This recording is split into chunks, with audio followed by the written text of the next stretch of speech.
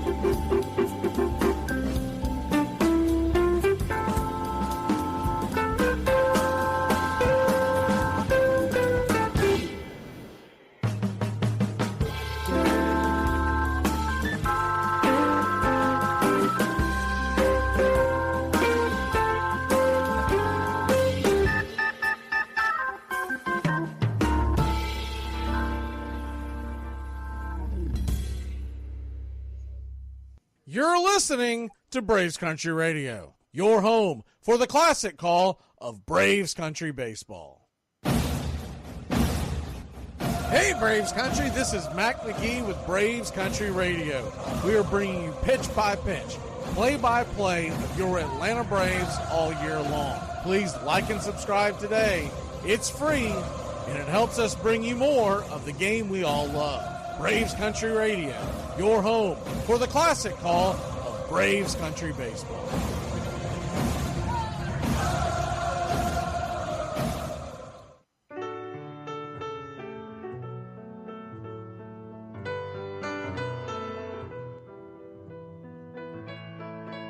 Casey at the Bat by Ernest Lawrence Thayer.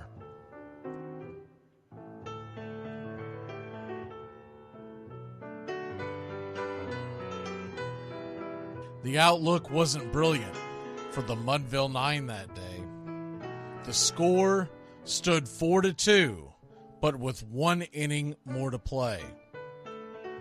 And when Cooney died at first, and Barrows did the same, a pall-like silence fell upon the patrons of the game.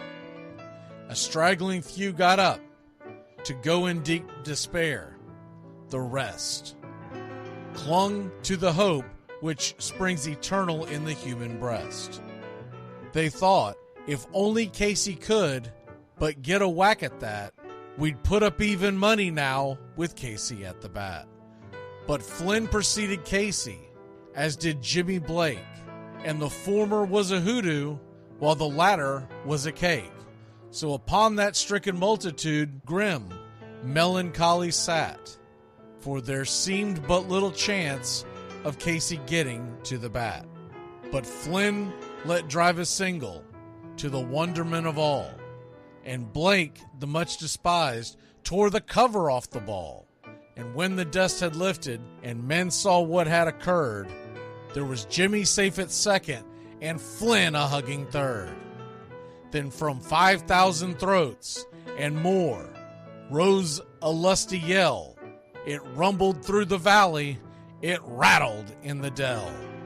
It pounded on the mountain and recoiled upon the flat, for Casey, mighty Casey, was advancing to the bat. There was ease in Casey's manner as he stepped into his place. There was pride in Casey's bearing, and a smile lit Casey's face. And when responding to the cheers, he lightly doffed his hat. No stranger in the crowd could doubt 'twas Casey at the bat. 10,000 eyes were on him as he rubbed his hands with dirt. 5,000 tongues applauded when he wiped them on his shirt. Then while the writhing pitcher ground the ball into his hip, defiance flashed in Casey's eye, a sneer cooled Casey's lip. And now the leather-covered sphere came hurtling through the air, and Casey stood a-watching it in a haughty grandeur there. Closed by the sturdy batsman, the ball unheeded sped. "That ain't my style," said Casey. "Strike one," the umpire said. From the benches black with people, there went up a muffled roar, like the beating of a storm waves on a stern and distant shore. "Kill him! Kill the umpire!" shouted someone on the stand, and it's likely they'd have killed him had not Casey raised his hand. With the smile of Christian charity, great Casey's visage shone. He stilled the rising tumult, he bade the game go on. He signaled to the pitcher, and once more the dun sphere flew. But Casey ignored it, and the umpire said, "Strike two!" "Fraud!" cried the maddened thousands, and echoed answered, "Fraud!" But one scornful look from Casey, and the audience was awed. They saw his face grow stern and cold. They saw his muscles strain. And they knew that Casey wouldn't let that ball go by again. The sneer is from Casey's lip. His teeth are clenched in hate. He pounds with cruel violence his bat upon the plate. And now the pitcher holds the ball, and now he lets it go. And now the air is shattered by the force of Casey's blow. Oh, somewhere in the favored land, the sun is shining bright. The band is playing somewhere, and somewhere hearts are light. And somewhere men are laughing, and somewhere children shout. But there is no joy in Mudville. Mighty Casey has struck out. Casey at the Bat, Ernest Lawrence Thayer, published June 3rd, 1888. San Francisco Examiner.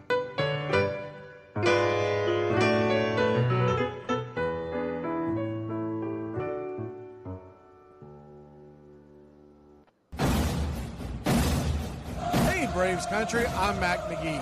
Join us for Pitch by Pitch, Play by Play, the classic call of Braves Country Baseball. We're bringing you Atlanta Braves baseball all year long. Jump into our pregame show Braves Country Today just before first pitch. Stick around for the postgame show, Braves Country Tonight, where we will open up the phone lines and react to your calls or your comments all year long. That's Braves Country Radio, pitch by pitch, play by play, your home for the classic call of Braves Country Baseball.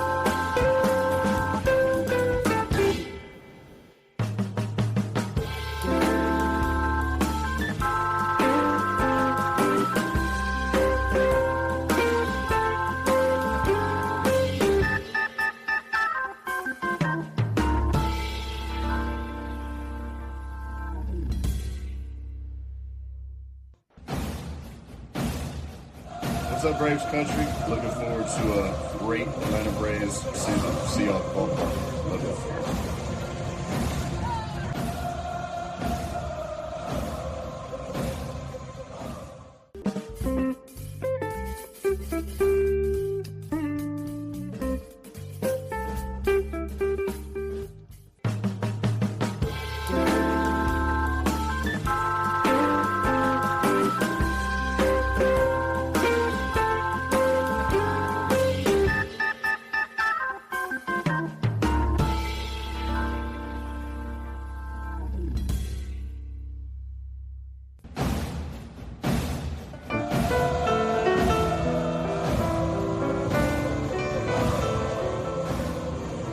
Lineup for Braves Country by DM McGee, 2024.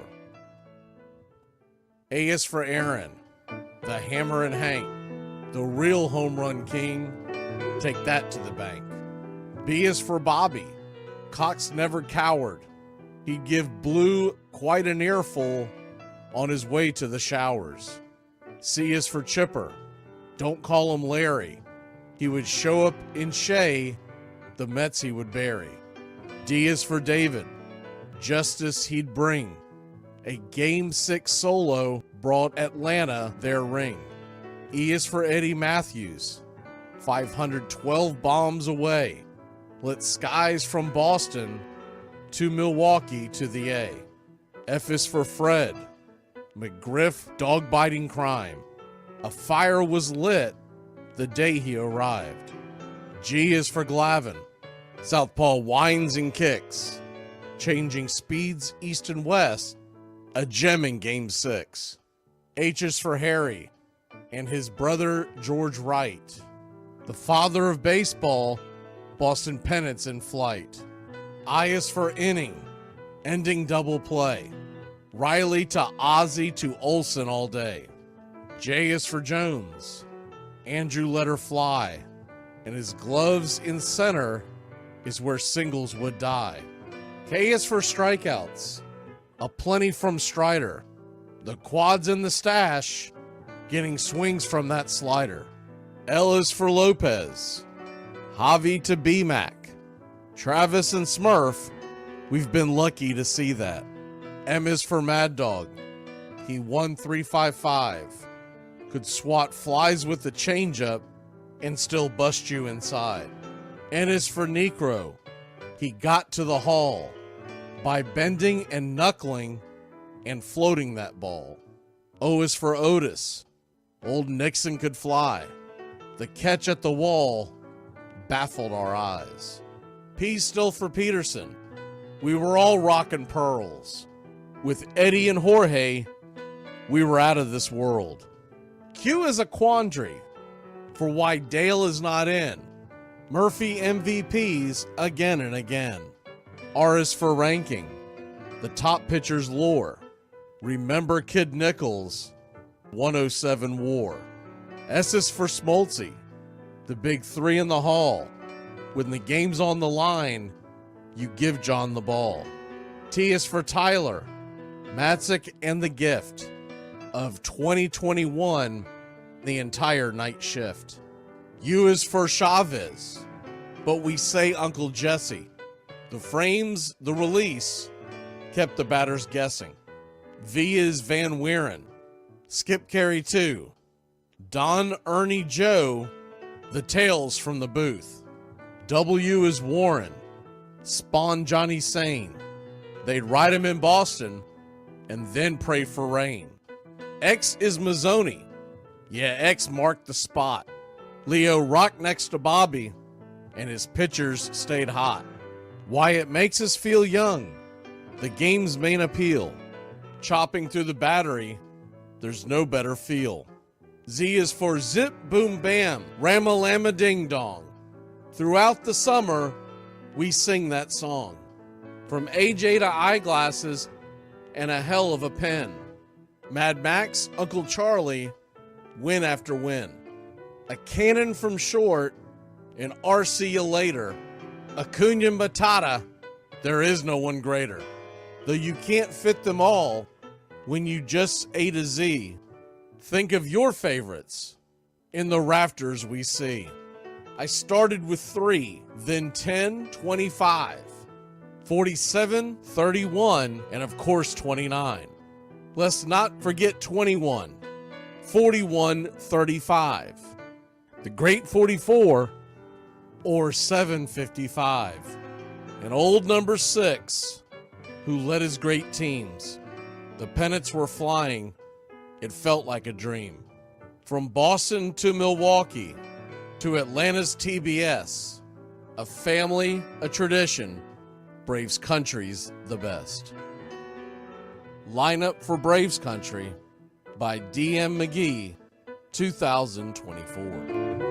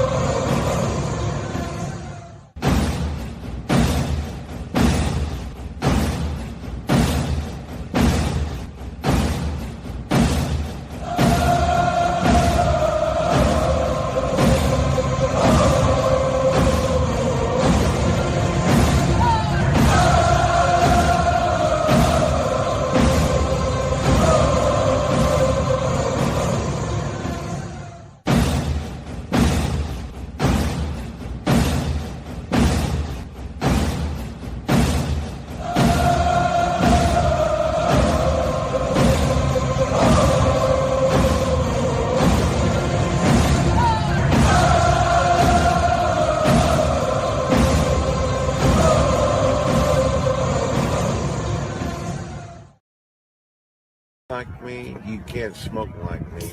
So don't try and be like me. Let's party together.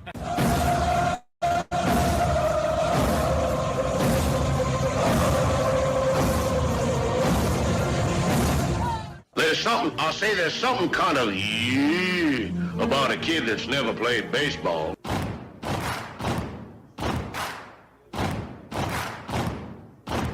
Baseball is a beautiful thing. It's more beautiful in an old park. It's asymmetrical and quirky. But even in a dome with artificial turf, it's beautiful. The way the field fans out, the choreography of the sport, the pace and rhythm of it. The fact that pace and rhythm allows for conversation and reflection and opinion and comparison. In right field, the crowd is tormenting Strawberries, singing Darryl, Darryl. Little roller up along first, behind the man. It gets through Buckner. Here comes Knight in the midst win. And there's a fly ball deep to left. It's on its way. There it goes. And the Yankees are going to the World Series. Aaron Boone. Ground ball stabbed by Folk. He has it. He underhands to first for the first time in 86 years. The Red Sox have won baseball world championship. Can you believe it? It's a pastime, something you do. It's entertainment, something you watch. And it's a shared experience, something you talk about and read about. But you can apply those same three criteria to other things. What makes baseball special is that it's the best game that's ever been devised. Smith corks one into right, down the line. It may go. Go crazy, folks. Go crazy. Sure as God made green apples, someday the Chicago Cubs are going to be in the World Series. A little bouncer slowly toward Bryant. He will glove it in front of Rizzo. It's in time. And the Chicago Cubs win the World Series. Cubs win. What a lucky break. The good Lord wants the Cubs to win. How can you not be romantic about baseball? If baseball is about caring, about loyalty and rivalry. Braves fans are on their feet hoping for some kind of a bleeder or a seeing-eye single. Here's the 1-2 pitch. Fastball hit high and deep down the right field line. It's going back, back, back. Is it fair? Is it zip, boom, bam, it's gone. Ram-a-lam, ding dong, a 3-run shot, and your Atlanta Braves have taken a 1-run lead. A banger, and she's gone, baby. There's a very peaceful thing. It was created and played in pastures and meadows. There's grass, there's outdoors, there's everything that people thought was American and feel about America. You get in a ballpark, and it's the wonder of walking through that dark tunnel and seeing a huge open space where men play the little boy's game.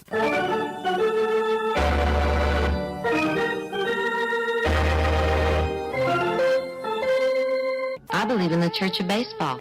I've tried all the major religions and most of the minor ones. I know things. For instance, there are 108 beads in a Catholic rosary and there are 108 stitches in a baseball. I prefer metaphysics to theology. You see, there's no guilt in baseball, and it's never boring. It's a long season and you gotta trust it. I've tried them all, I really have. And the only church that truly feeds the soul day in, day out is the Church of Baseball.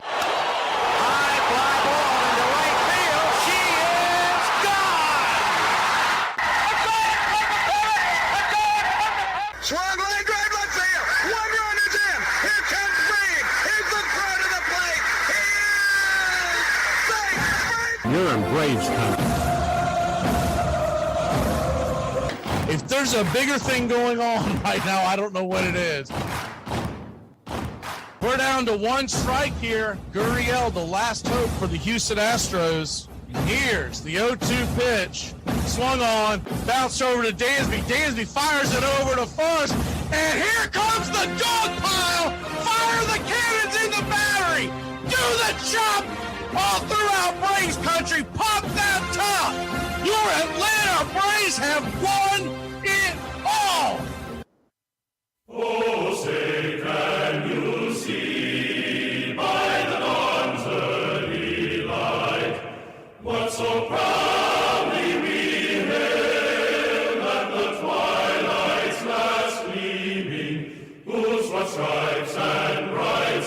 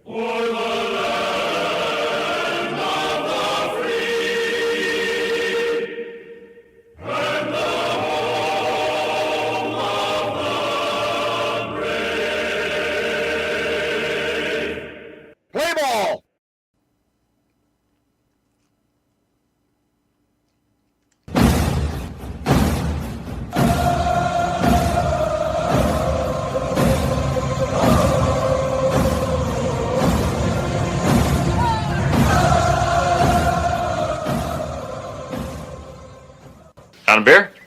7 o'clock in the morning. Scotch? Hey, howdy, hi, and how the hell are you? Pull up an armchair, girls and boys, and join us for Braves Country Baseball. You're listening live, and the scene is Petco Park in San Diego, California, where we're set to bring you pitch-by-pitch, play-by-play of your Atlanta Braves. Hi, I'm Mac Magee. Here are your starting lineups for today's action. Leading off, patrolling center field for your Atlanta Braves, it's Kid Kelnick. Jared Kelnick, batting .266 with 10 home runs, 29 RBI, 5 stolen bases.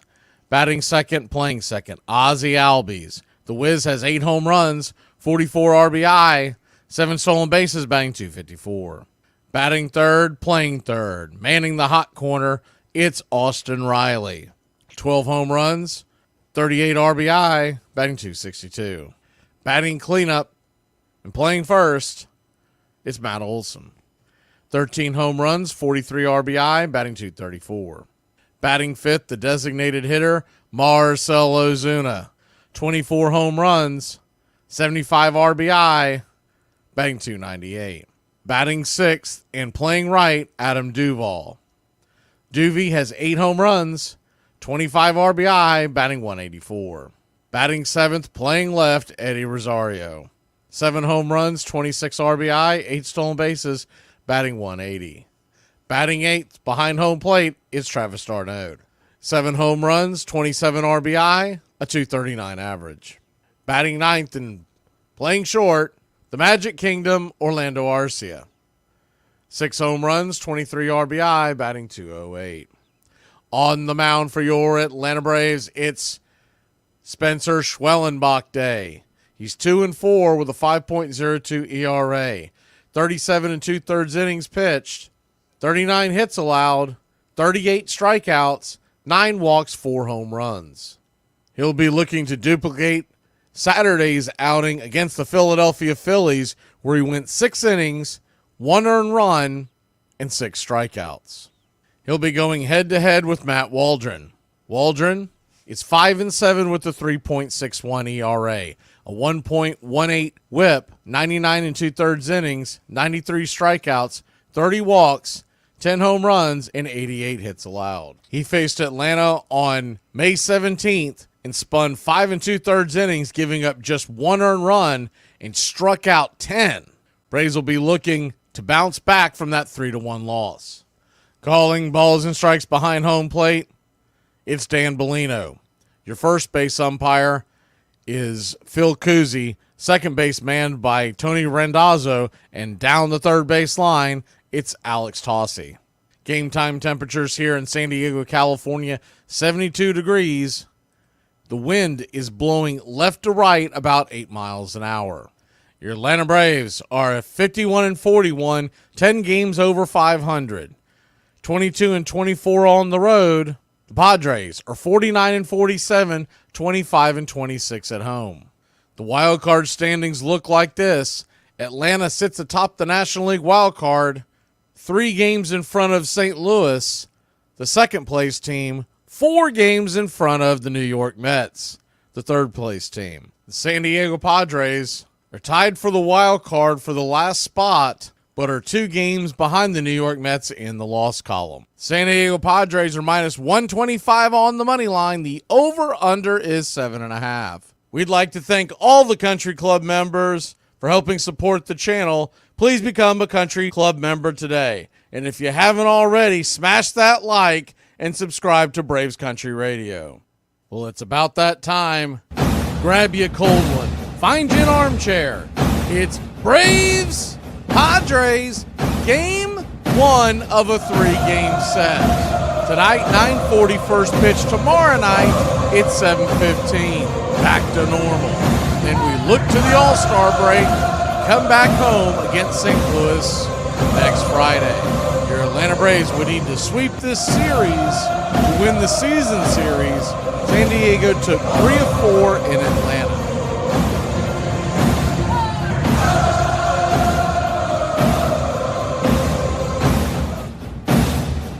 Get this bus moving. Stop. Come back. Too late. Roll call! Yeah, roll call! You're in Braves country. Good evening, Braves country. Sorry, no pregame show tonight. There was an issue. Roku has spit the bed. And long story short, had a delay on everything, so that's why we didn't have time for roll call tonight. But that's all right. We got it figured out on another end. But they're basically, if you got I forget what it's called, but it's a little white Roku deal. The little, I don't even know what to call those things. The Roku, it's not a stick, but whatever they call it. Anyways, the new-ish white ones, the ones with the white coating on it, they had an update and they no longer work. So we're having to scramble, but I got it up and going and we are ready to roll. Good evening, Braves country. Time for roll call. I see Grandma King. I see Charlie Pittman, country club member. Make sure I didn't miss it. Very, very top. David S., country club member. Robert, country club member. I don't see Robert as much anymore except at the beginning. He must have a morning job or something. I see Star Wars 99 says the Phillies lost. On a Mission is in here tonight. Country club members.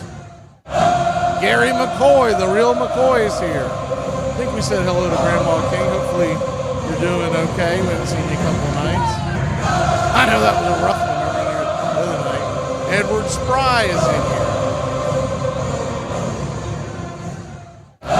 Who else do we have in here? Brian Andrews, country club member.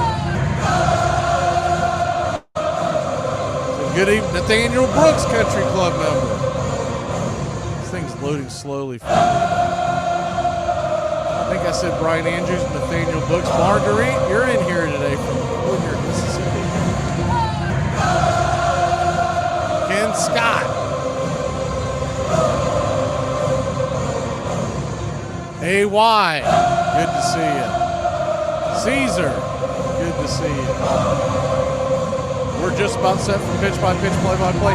If we missed anybody, let me know. Jump back in the chat. Tell us where you're listening from, too. Always like to see that. The San Diego Padres are wearing their City Connects. I don't know how to explain them other than the fact they're god-awful and they look like a rainbow sherbet. That's all I can tell you.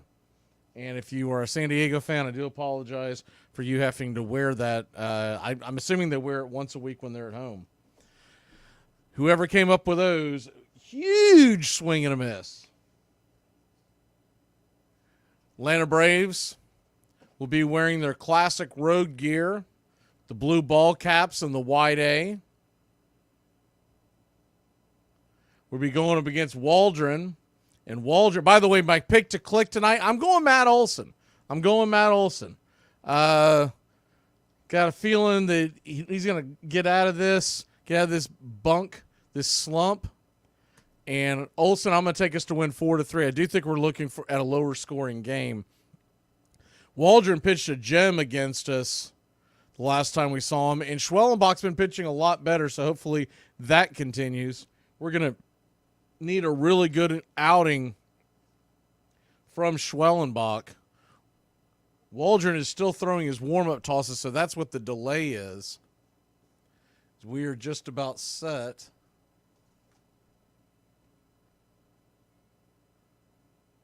Is there some kind of a delay on the feed? Because they're showing balls and strikes over here. I don't know what Atlanta's doing. Well, here we go. Oh, that's what it is. Atlanta's, well, here's a shocker. Atlanta's, their cameras aren't working. Man, technology spitting the bit. Let me switch it over to the San Diego feed, and I will get it going here. All right. One out. Ozzie Albies comes to the play. I was wondering what was going on. They kept showing the side view of the pitcher. So I'll be doing this off of the San Diego cast. 1-0 count. One out. A 1-0 count to Ozzie Albies, the number 2 hitter. Kelnick was out on his first at bat. The 1-0 pitch. Rocks and fires outside wide, 2-0. So a 2-0 count. Remember I talked about this? When they're on the road, they have interns involved. I guarantee you that's what's going on with this. Belly cutting as the 2-0 pitch is swung on and fouled back out of play, 2-1.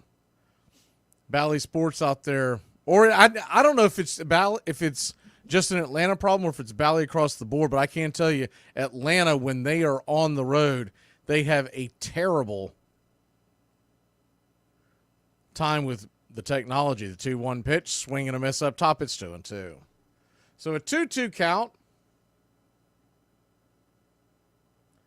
Let's see if I can get the regular screen up yet. I believe it is up.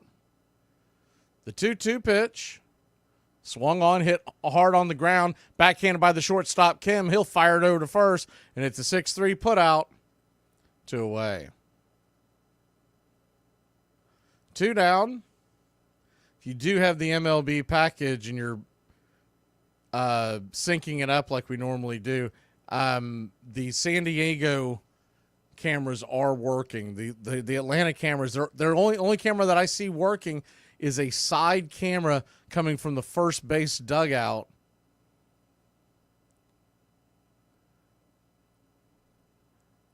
First pitch on the way to Austin Riley is swung on. That ball's hammered over to first, but a leaping stab by Cronenworth will end the inning. 3 up, 3 down.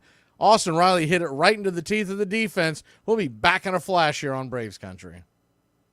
Hey, does anybody else drive home fast as hell after work like they're running late for the house? Or is it just me?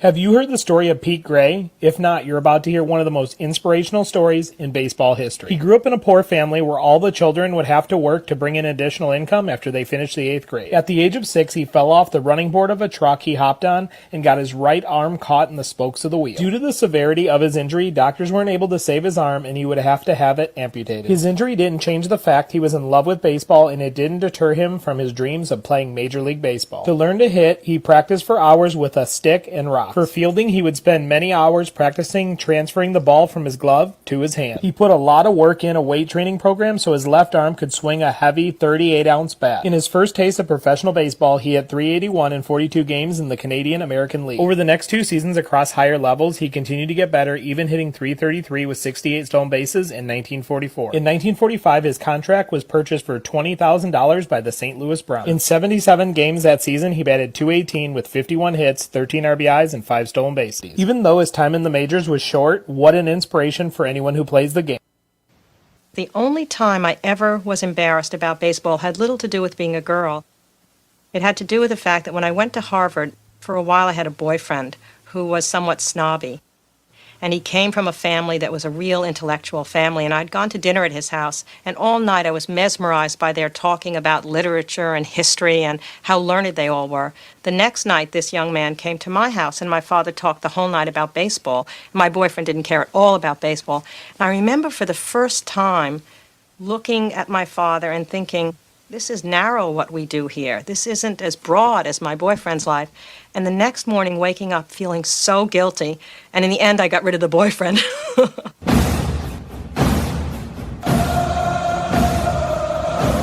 Welcome back to Braves Country Baseball.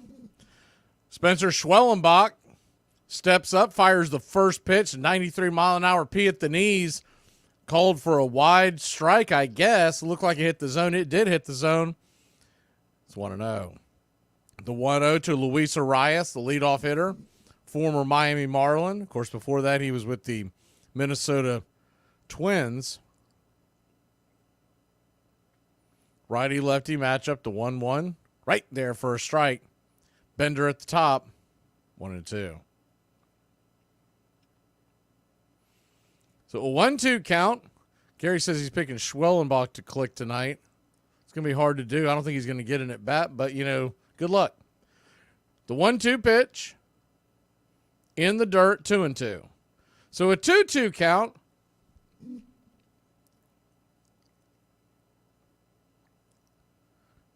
Braves nothing. Rainbow Sherbert nothing. Bottom of the first inning, the 2-2. Swung on, that ball is sliced into left field. And making the catch is Eddie Rosario, one away. You'll notice this entire series, Luis Arias, that's where he likes to live. He likes to take pitches on the outside part of the plate and just slap him into left field for a single. If you come inside, he does have the ability to turn and lift it, but he's typically just trying to get on. That's why he normally hits for a high average. 1 on, 1 out. Far as I can tell, the Atlanta cameras are still spitting the bit, so we'll be doing this off the other. If y'all see the Atlanta cameras come on, let me know, because I'm about to change my backup one, because this is just absurd. They're going out there to talk to Spencer Schwellenbach now.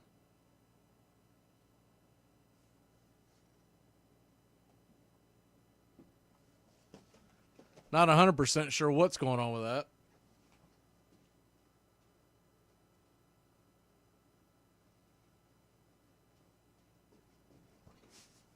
First pitch on the way to Profar is swung on, lifted high and deep into left field. Going back into the corner, making the catch is Eddie Rosario. 2 up, 2 down.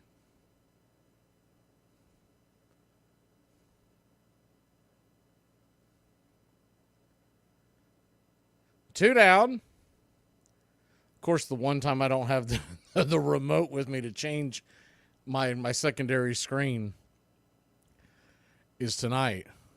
First pitch on the way is a fastball, misses outside for a ball, 1-0. It was really distracting having that second screen in the background that's not on the game. The 1-0. Down and in, 2-0.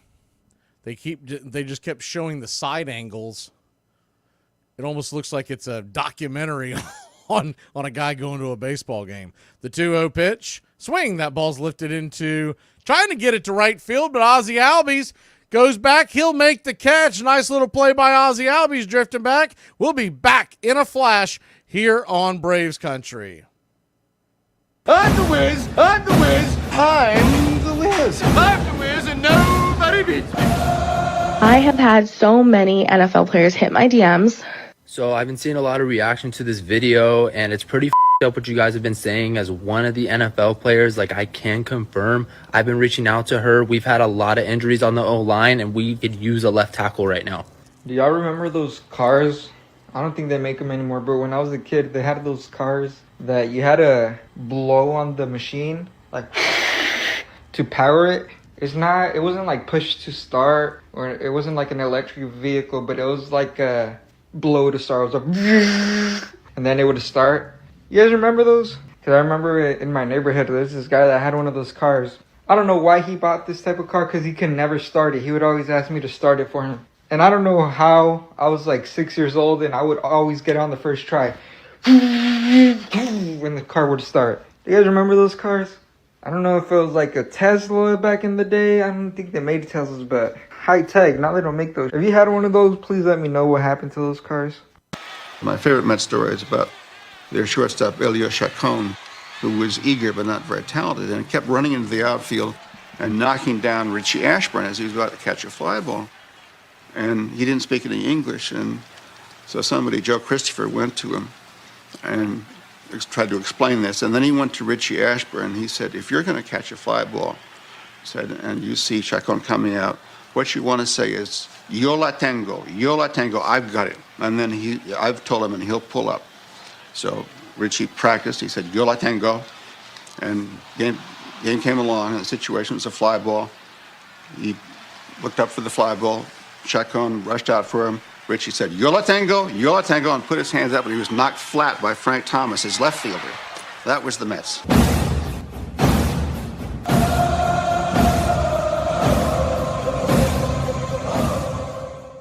Welcome back to Braves Country Baseball. First pitch on the way to Matt Olson. It's off the plate wide and high. It's 1-0. The 1-0 to Olson. Righty-lefty matchup. Waldron, just 9 pitches in the first inning. The 1-0 pitch. Swing. That ball's hammered down the right field side, but plenty foul into the second level, but it was about a football field foul, 1-1. A little bit of a bumpy ride to get us started, but here's hoping that if things have straightened out. The 1-1 pitch. Swung on, foul back out of play. It's 1-2. 1-2 count. Braves nothing, Padres nothing. Top of the second inning. The 1-2. Up top misses, 2-2.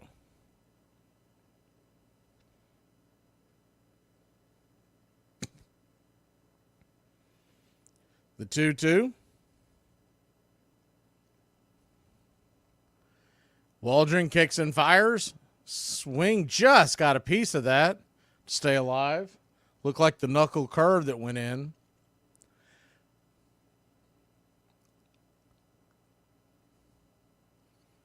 So a 2-2.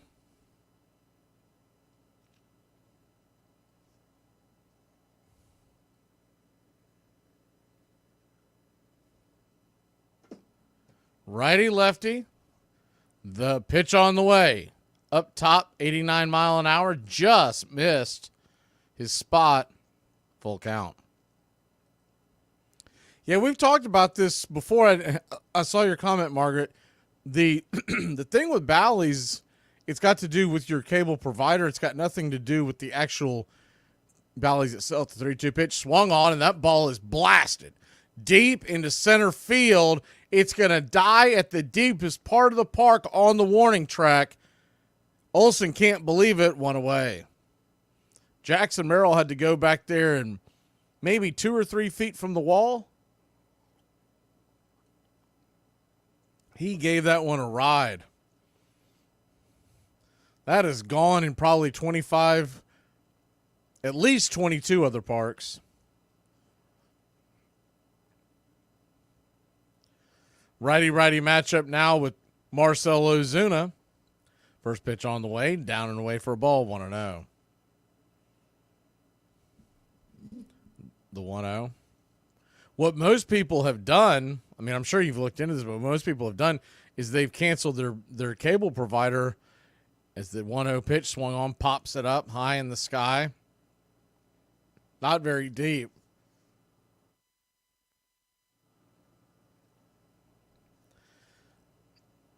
F8 in your scorecard, 2 away. What most people have done, easiest thing is you cancel your cable provider and you sign up with one of the streaming services that has Bally's in your area. Some of the areas do have a la carte Bally's where you just buy the subscription for their service. I know they have it in Florida, which obviously doesn't relate. I don't know if they have it in Georgia. You would have to be in the Braves area for it to work. First pitch to Duvall is right there for a strike. It's 0-1. The 0-1. 76 mile an hour knuckle curve, bended down. Looked like it grabbed the zone on the way down. That's got to be hard to get that call. Evens up the count, 1-1.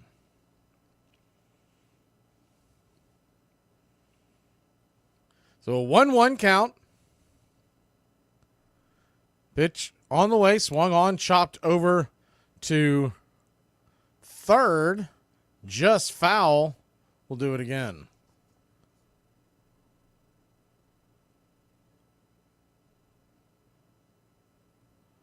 Is San Diego losing their feed now? Good night, Irene.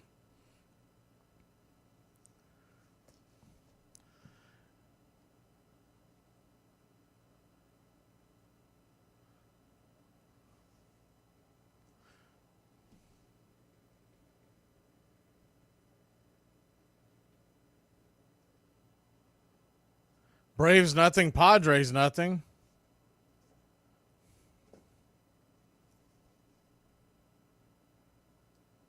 The pitch on the way from Waldron. Appears now that both of them have lost their feed and we're stuck with this. I don't even know how I can do a game doing this. You can't see the play. The 1-0 swung on. Hit, I think. popped up in the sky, caught in left field, looks like. That'll end the inning. Hopefully they get this nonsense worked out. Man, both San Diego and Atlanta. They need to fire and hire. Quit all these. Well, we'll be back in a flash. For the love of God, tell me I am not the only person that keeps up with their town's arrest page on Facebook. You know that page that posts the mug shots and their charges and stuff for everybody that you know in the town you live in? If you want to know what your community is like, check out that page. Not really the people that got arrested, but the comments on those posts. See, on ours, there's one guy that turned every one of them into a smash or pass. It's great. I look forward to those comments. Then there's the women that get arrested, and if they look even a little bit decent, there's all her friends comment and say, "Slay! You look so good, your mugshot's so pretty." Tell her to get her together. She just got busted with 4 pounds of meth. Not to mention the creepy guys. It's like, "I'm on my way with bail money.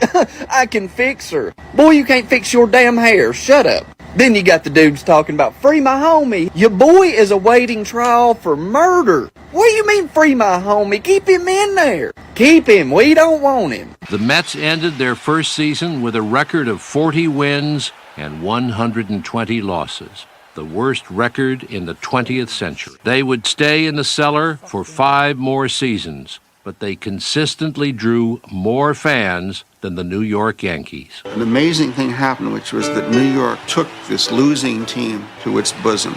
Everybody thinks New York only cares about champions, but we cared about the Mets. And I remember going to some games in June that year, and they were getting walloped. They were getting horribly beaten. But the crowds came out to the Polo Grounds in great numbers. People brought horns and blew these horns. And after a while, I realized that this was probably antimatter to the Yankees, who were across the river and had won so long. And winning is not a whole lot of fun if it goes on. But the Mets were human. And that horn, I began to realize, was blowing for me, because there's more Met than Yankee in all of us. What we experience day to day in our lives is there's much more losing than winning. Welcome back to Braves Country Baseball. It's not one thing, it's another. Now on all my screens it says stay tuned, the event will begin shortly. So they have spit the bit, and we're going to go to, I don't know, some kind of a break or something, because here we go. First pitch on the way from Schwellenbach is a swing and a miss strike. It's 0-1. The 0-1. I mean, seriously, whoever they've got in charge, fire every single one of them. The 0-1, swing and a miss, strike, it's 0-2. So an 0-2 count.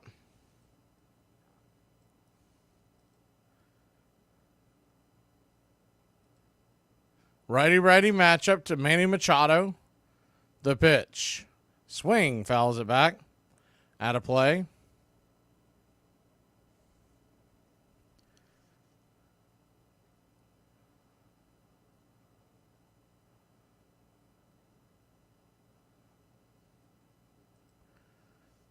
The pitch on the way from Schwellenbach, swung on, sliced foul down the line.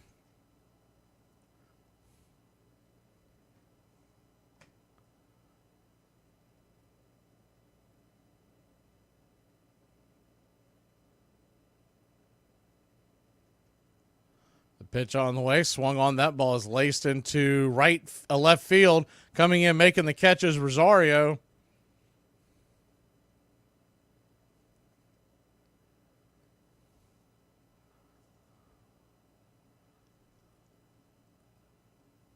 Man, do they have an absolute dumpster fire going on with the Braves Valley. Now they're focusing on Eddie Rosario walking around the field for some reason. The first pitch on the way from Schwellenbach. We're just going to have fun with this and tell you exactly what I see. I'm not going to try to pretend like that this is an actual good broadcast by Valley Sports. Pitch outside for a ball, 1-0. The 1-0. Swung on, fouled straight back. They finally put the icons back on the screen that lets you know the score and who's batting and all that kind of stuff. I left that out. They took that off several minutes ago. The 1-1, down and away, 2-1. So a 2-1 count.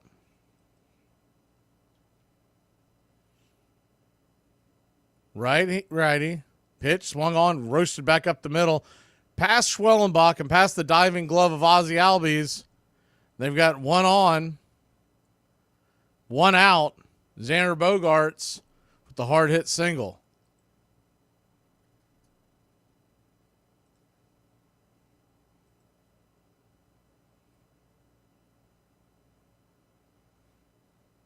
Hard hit ball right up the middle. Schwellenbach went to go down to get it, and then he thought lesser of it, and I think he thought maybe Ozzie has a better play on it so that he wouldn't ricochet it, but Ozzie was not quite over in the pull position. He had a long way to go, short time to get there.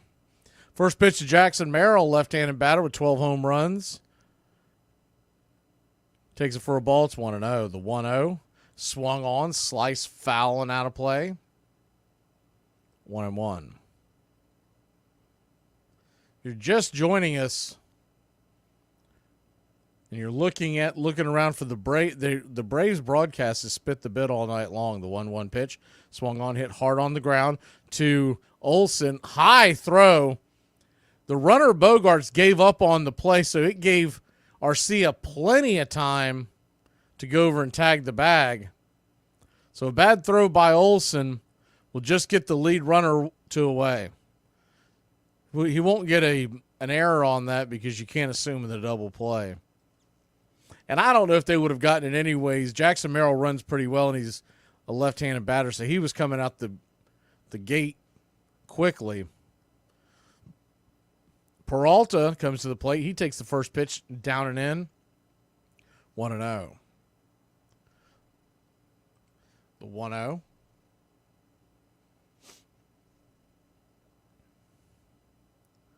Schwellenbach comes set, kicks and fire, swung on, chopped over towards second. Ozzie's got this one. He'll flip it to Olson. That'll end the inning. 4-3 put out. Braves will grab the bats, try to get it going. Maybe Bally's will get it going when we come back. I don't know who needs to hear this, but when somebody say they don't like me, it's like, ouch, you hit me right where I don't give a f. I'm going. Dr. Pepper or Mr. Pibb? I'm not choosing. Oh, Mr. Pibb, he's a blue-collar guy and likes golf girls. Definitely. Amen right there. Definitely Mr. Pibb, because, I mean, Dr. Pepper, he's probably a doctor just because he got it, like, through the Sedora Desert Institute. I mean, my thing is, I like both, but Mr. Pibb's confusing to me because it's considered a spicy cherry soda, and I've never tasted cherry in it. There ain't no damn cherry in Mr. Pibb. I mean, I feel like it's a lie like chair wine. Like, everyone's like, oh, chair wine's great. No, it's not. Who told you there was cherry in it? Hold on, look at it. It says it on the can. This is good. Okay. It says spicy cherry soda. Well, I saw a meth head the other day that had on pants that said juicy across the ass, and she was wearing long sleeve panties. So obviously that was a lie. Y'all, is it just me or does it seem like going camping is just practicing to be homeless? Baseball's rich in wonderful statistics, but it's hard to find one more beautiful than Stan Musial's hitting record. Stan Musial got 3,630 hits. 1,815 at home, 1,815 on the road. He didn't care where he was, he just hit. He left the field for the last time on September 29th, 1963. When Stan Musial took his first big league at-bat, America was not yet in World War II. They were 6 years removed from Jackie Robinson. There were no baseball games to speak of on television. You traveled to games in trains. When Stan Musial took his last at-bat as the National League's all-time leader in hits, second on that list only to Ty Cobb, his last base hit went past the lunge of a rookie second baseman named Pete Rose, who would eventually pass him and would eventually pass Cobb. You're listening to Braves Country Radio, the classic call of Braves Country baseball. The cool thing about watching from the San Diego version is they've got the crime dog, Fred McGriffin, in their booth hanging out with them, so that's pretty cool. Of course, he goes into the Hall of Fame last year. First pitch on the way to Travis d'Arnaud is a strike at the knees on the outer edge. It's 0-1. They unveiled, there was like a plaque or a statue that they're putting at the park there for Fred McGriff at the beginning of the game tonight. The 0-1 inside 1-1. 1-1 count. Every time I see stuff like that with the Padres, I'm always reminded how darn too soon that we lost Tony Gwynn. The 1-1 well outside, 2-1. So a 2-1 count.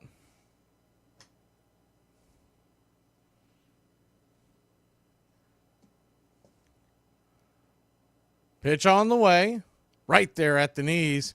Didn't get the call, 3-1. A little surprised by that. It looked like a strike.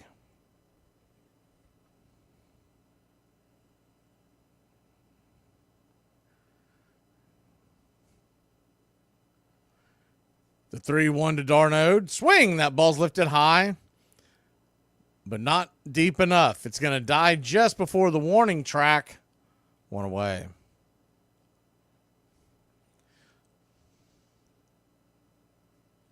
One down.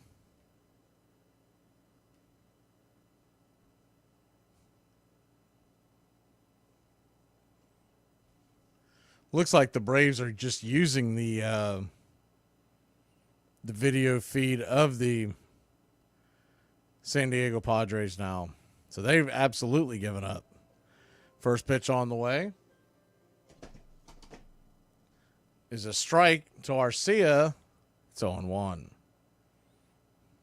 The 0-1. Righty-righty matchup. One down here in the top of the third. The pitch. Swing. That ball's lifted into center field. Going back. Making an easy catch. Jackson Merrill once again. 2 down.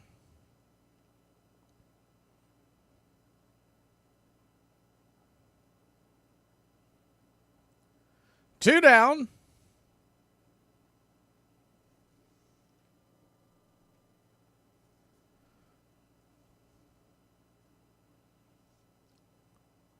Top of the order will be coming up.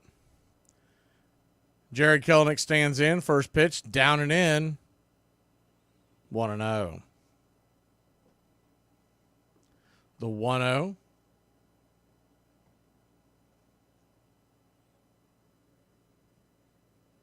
Kicks and fires. Down below the knees. That one is called for a strike, 1-1. So home plate umpire Dan Bellino's spotting dimes and eating onions. He doesn't know what he's looking at. Braves nothing, Padres nothing. The 1-1 pitch. Lets her go. Inside, almost gets him. Kind of wish Kelenic would have stuck his leg out there and let it go by him and hit him. That was the knuckleball. That would have been a free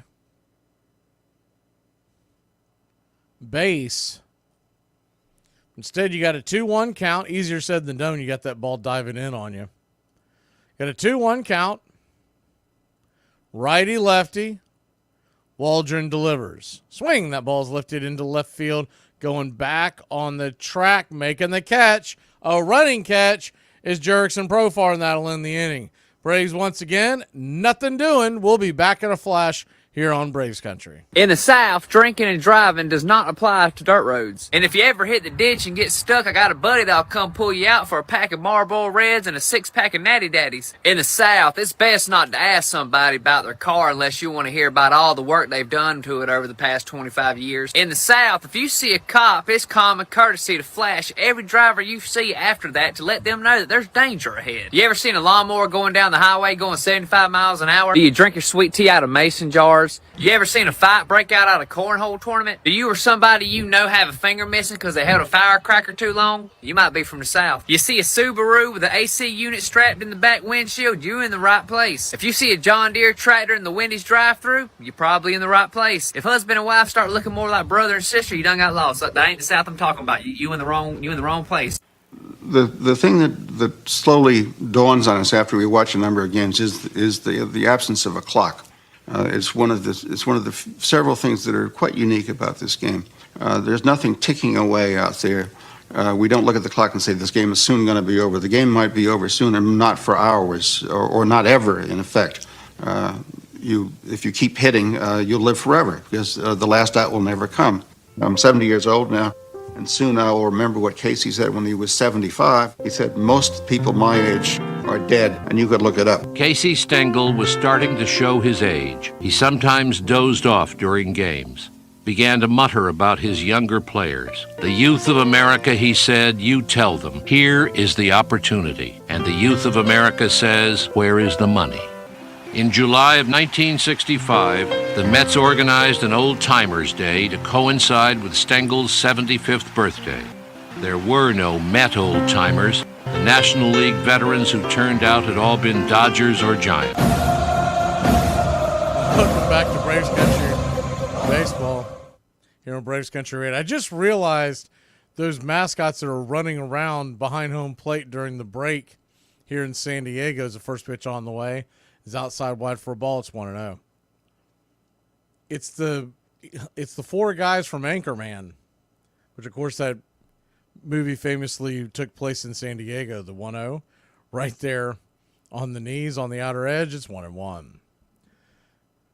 Ha-Sung Kim is the batter, batting .225, 10 home runs, 40 RBI. The 1-1. Down and away, 2-1. I almost started the game, if we didn't have all the technical difficulties we've had left and right tonight, I had a clip I was going to download as the 2-1 pitch. Swing, fouls it straight back, 2-2. From Anchorman, and if I would have known that they have those characters running around out there, I definitely would have done it. So a 2-1 count. Rainbow Sherbert at the plate, the 2-2. Down and away, 3-2.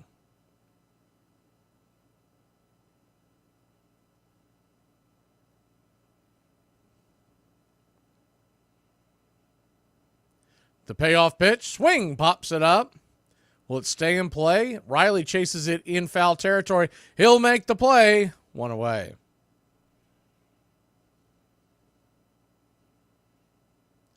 One down.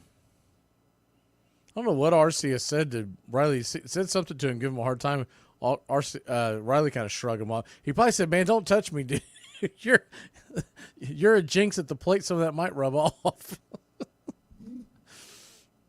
One down. Higgy comes to the plate. Higashioka, the hind catcher, takes the first pitch outside wide for a ball. It's 1-0. And like everyone would expect, his first name's Kyle. The 1-0. Outside wide, 2-0. 2-0 count. One down. Number 9 hitter. The pitch. Outside wide ball, 3-0.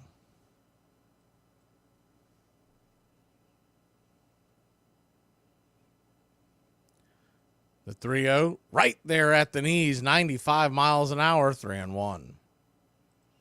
Remember the first time we did one of these games with Kyle Higashioka, I just assumed that he was from overseas. He is from Huntington Beach, California. The 3-1 pitch. Check swing, 3-2. Played his high school at Huntington Beach, California. High school named Edison. He was drafted by the New York Yankees way back in 2008. The payoff pitch. Swing. Chopped over towards third. Just foul. Riley had it. Would have been a close play.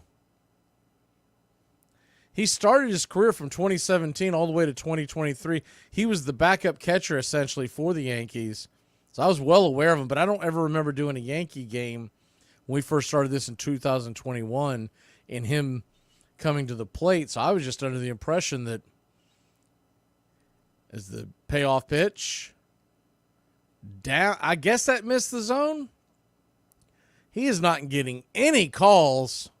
It's going to be a walk by Schwellenbach, 1 on, 1 out.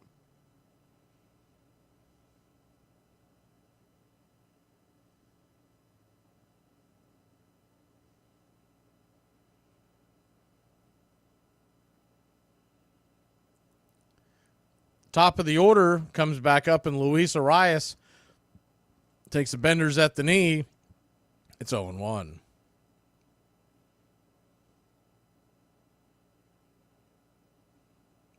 The 0-1, outside wide, 1-1.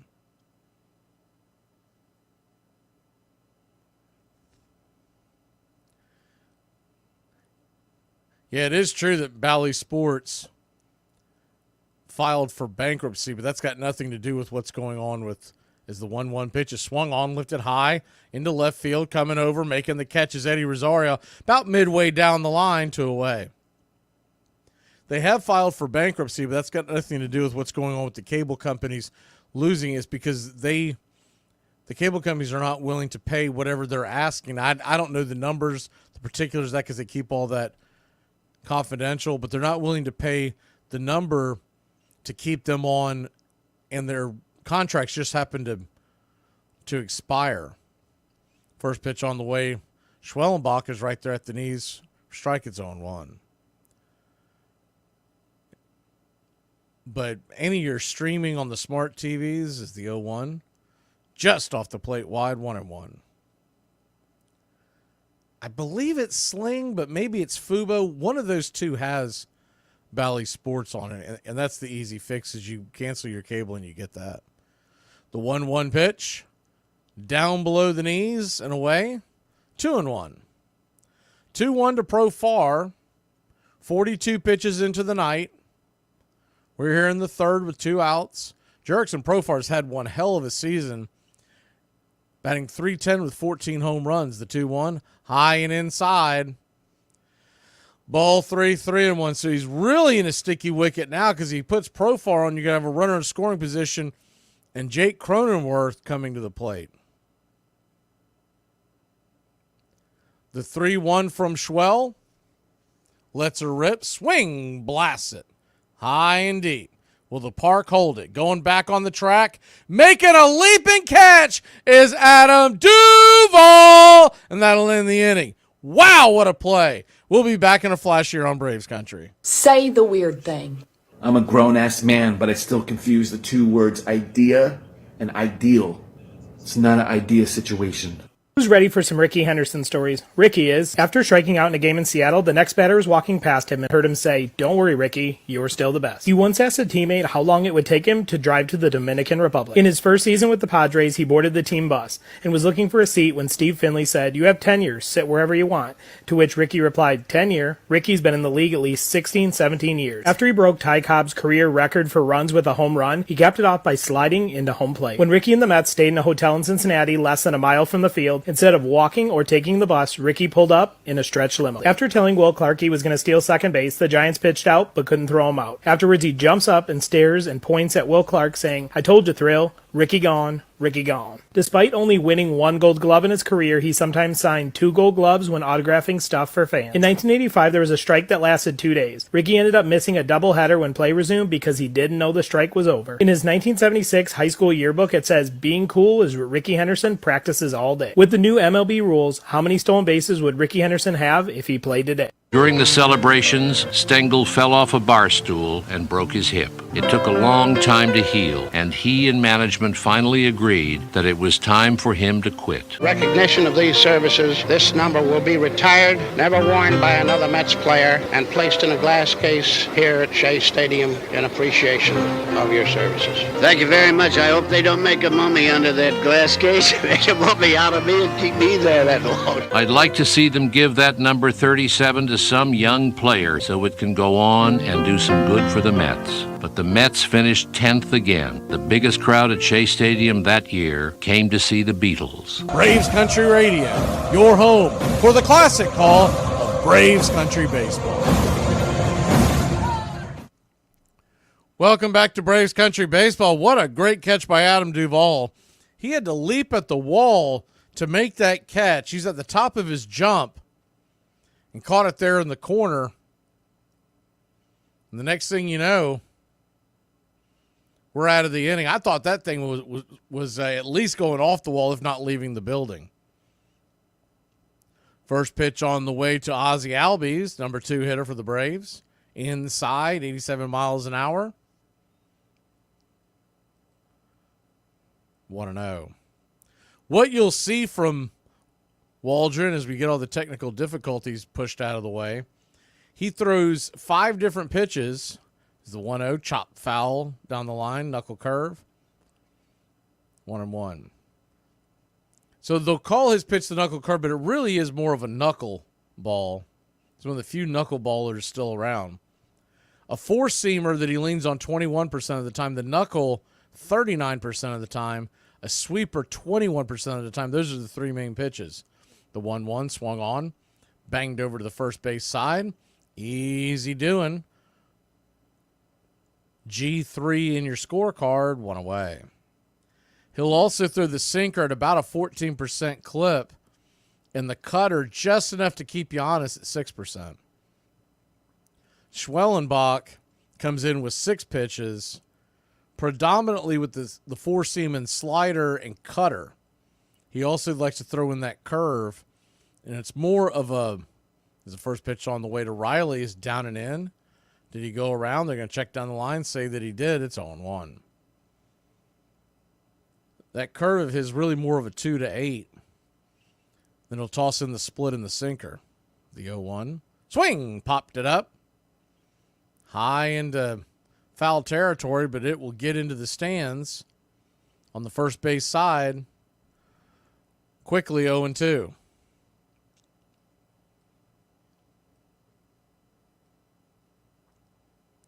An 0-2 count.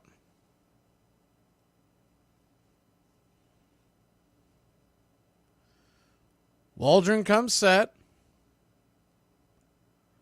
Turns, kicks, fires, pitch, swing, fouls it back.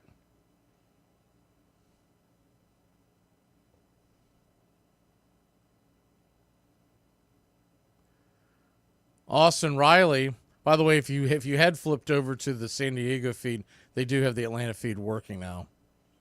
The 0-2 pitch. Up high and out of the zone, 1-2.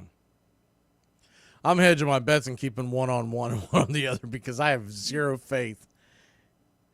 Good thing is tomorrow night's game's on Fox, so shouldn't be any issues. The 1-2 pitch. Outside wide, 2-2. Which means people like Marguerite will be able to see the Braves tomorrow night. It's a 7:15 pitch on Fox. This 9:40 first pitch marathon is thankfully over. The 2-2 from Waldron. Comes set. Lets her fly. Outside wide ball, 3-2. Full count and standing on deck is Matt Olson. Last time he was up, he gave it a ride, almost left the park. He couldn't believe that ball didn't go. The payoff pitch to Riley. Down below the knees, ball 4. So Austin Riley works his way aboard. Atlanta Braves. Just one hit so far, but it's a third base runner.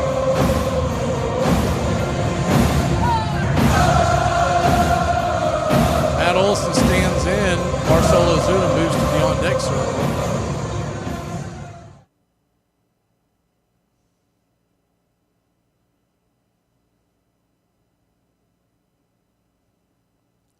First pitch on the way to Olson is about letter high for a strike. It's 0-1. Edwards asking about the screwball. There's a guy in the minor leagues. Saw a video of the other day, and he is throwing the screwball.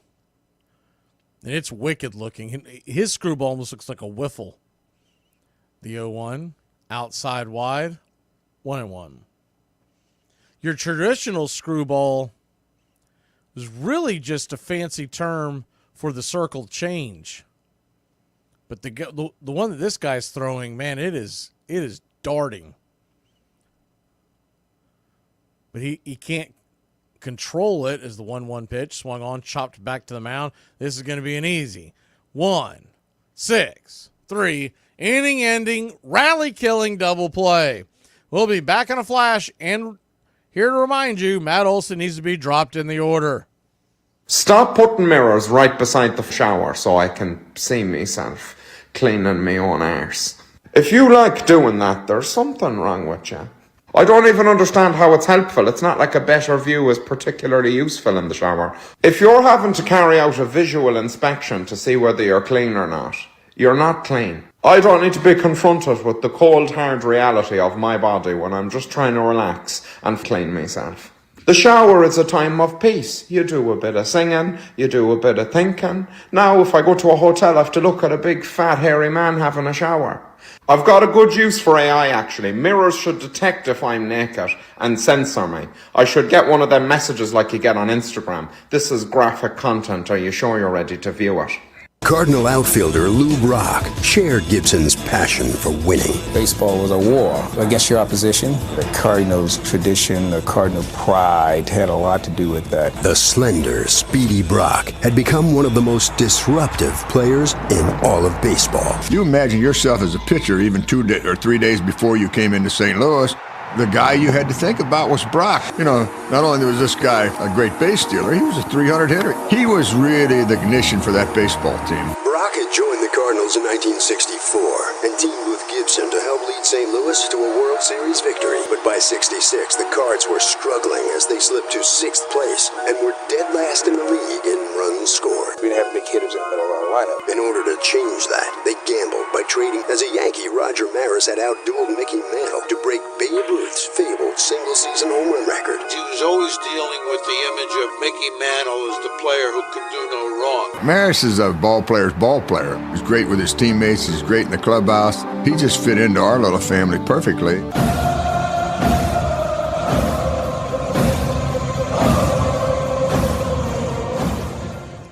Welcome back to Braves Country Baseball. First pitch on the way from Schwellenbach is right there at the knees for a strike. It's 0-1.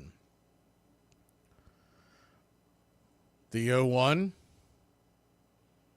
Righty-lefty. Cronenworth leading us off. Swing slices that into left field. That's going to get down for a base hit. Eddie way too slow to catch up to that one. It's going to be a leadoff double for the Padres.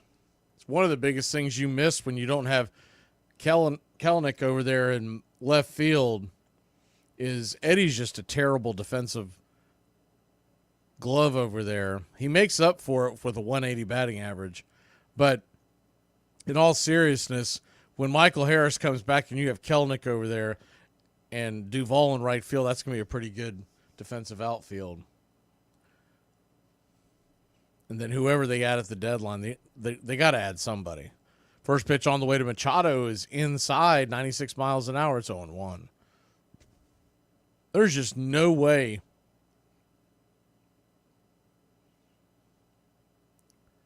that you can go past the deadline with this offense and expect to compete. The 1-0, swing and a miss.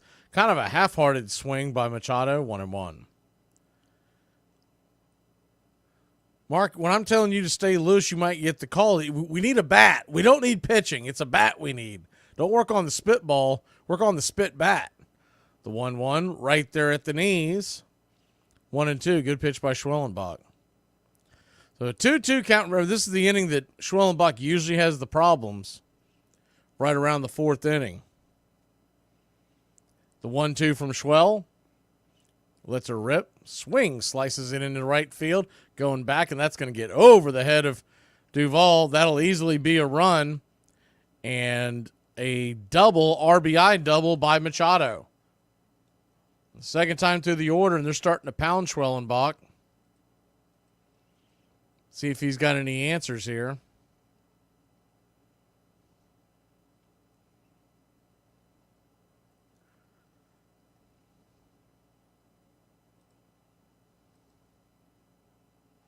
Schwellenbach has yet to strike anybody out tonight.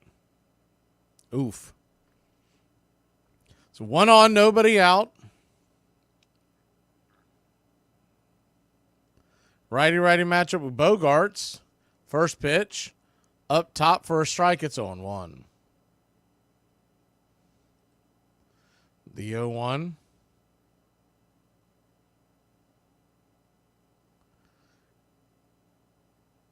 Comes set, kicks and fires, swing, pops it up. Foul territory down the first base side, plenty of room. Olson's got it, turns around. Machado will stay put at second, 1 away. Out of town scoreboard here in a second to get you caught up. Houston, 6-3 over Texas. That game is in the 9th. Texas is batting, so they're trying to put an end to it right now for the Astros. They're trying to put an end to the Rangers. Rangers are spiraling. It looks like they're going to be sellers at the deadline.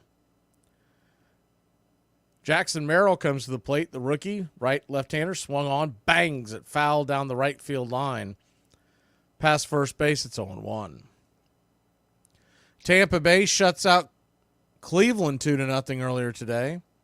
Yankees 4-1 over the Orioles. Garrett Cole, the second win of the year. Judge was his 33rd home run. Kansas City 6-1 over Boston. In Boston.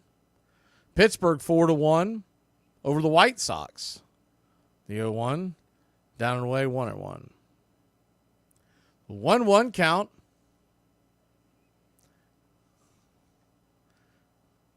They had Crochet on the mound tonight, but he got 0 run support.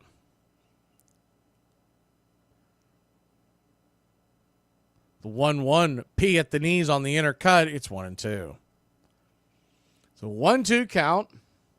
Cincinnati 7-4 winners over Miami. So if Carrie's in the chat, I'm sure she's happy tonight. The 1-2 pitch. Swung on, sliced back foul. Looked like the slider just got a piece of it to stay alive. Still no strikeouts for Schwellenbach. And though that's not the end all the beats all, but when you're in the 4th inning, you haven't recorded a strikeout yet on a team that does strike out quite a bit. It's kind of alarming. Mets beat Colorado 7-6. The 1-2 pitch swung on, chopped foul, just got a piece of it. Stay alive, we'll do it again. Oakland 6-2 over Philadelphia. How about that? Suarez is getting pounded. He gave up 3 runs in the 3rd and another in the 5th to the A's at home in Philly. The 1-2 swing, pops it up high in the sky, deep into left field, going back, making the catch is Rosario for a loud out number 2 just before the wall.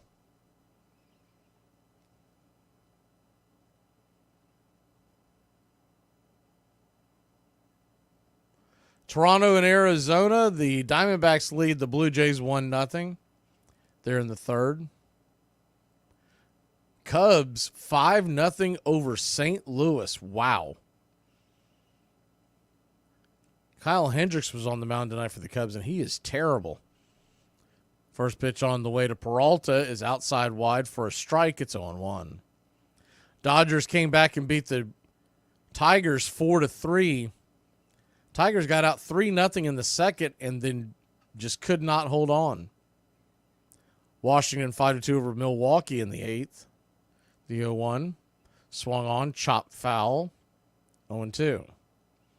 So an 0-2 count. Braves 0, Padres 1. Game 1 of a 3-game set. 3 more days until we hit the All-Star break. The 0-2, down and in, 1-2. And you will see quite a few teams go out there, kick the tires on some trades. You don't always see a lot of trades, but you usually see 1 or 2 come in during the All-Star break. The 1-2, swing and a miss, strike 3. Schwellenbach finally gets a strikeout.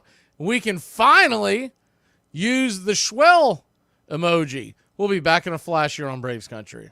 Darling, I heard what you did for a Klondike bar. Call me. It's not that I don't like people. It's that I don't want them near me. Have you been drinking paint? No. Let me see your tongue. Oh my God, dude! Oh, that's disgusting. It's not bad. You can't drink paint. I know. I hear you. You say that, but I don't think that you're gonna stop. I get it though, man. That's right. I feel like you're saying you get it, but you don't get it. To every girl that's ever said to me, playing dumb isn't cute, I'm not playing. This is a factory setting. There was some assembly required, but they threw that box out and all of those screws. And the warranty forgot about it. So you and I are just gonna have to get over it, because this is as good as it's gonna get. In the final days of the 1959 season, the Braves, Giants, and Dodgers were locked in a 3-team race for the National League crown. Maury Wills lays down a perfect squeeze bunt to score Hodges. The Dodgers go on to defeat San Francisco 8-4. The Giants were done, but the Dodger euphoria was short-lived as the Braves beat the Phillies on the last day of the season to force a playoff few thought the Dodgers would survive. Milwaukee was so good that year and they'd won a couple of years before in the National League, and everybody thought, well, this is the team to beat. We were actually happy to end up in a tie because we matched up well with the Dodgers. We were very confident, and we fully expected to win the playoffs. But as they readied for the best-of-3 series, the Dodgers were undaunted. The Braves had a better team than we had, man for man, if you wanted to match them on paper. But we always knew the game was won on the field, not the paper. We went there to win.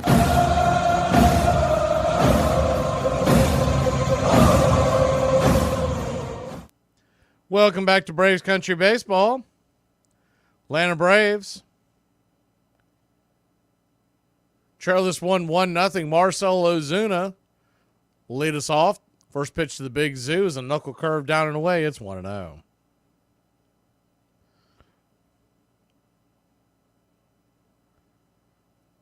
The 1-0.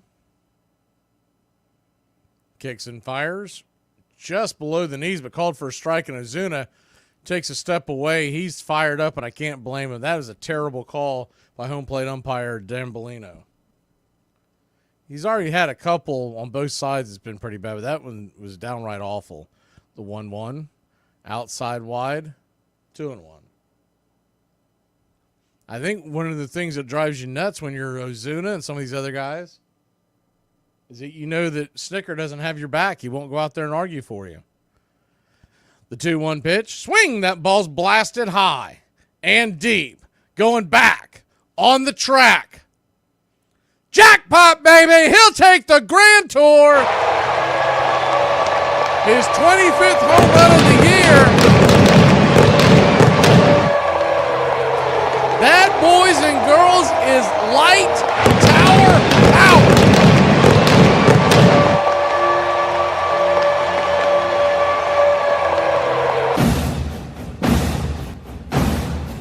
76th RBI, 413 happy feet, 110 off the bat. Your Atlanta Braves tied it up 1-1.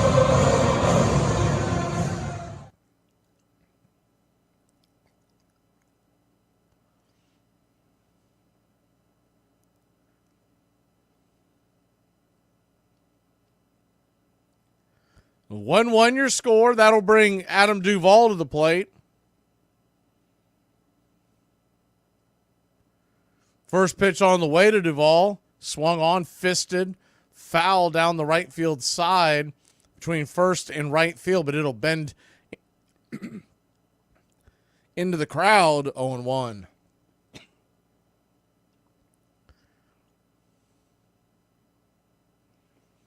Puts him on fourth on the home run list here in the major leagues this year. This 25th of the year. The 1-1. Swung on, foul straight back. Or 0-1, foul straight back. It's 0-2.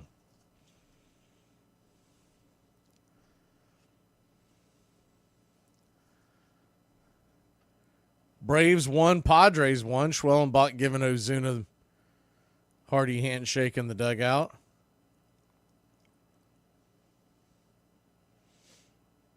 An 0-2 count. Pitch on the way. Swing. That ball's laced down the left field line. That's going to get through for a base hit. That's going to be extra bases. That gets down where the green grass grows. And Adam Duvall gets himself a double with nobody out. Eddie Rosario coming to the dish.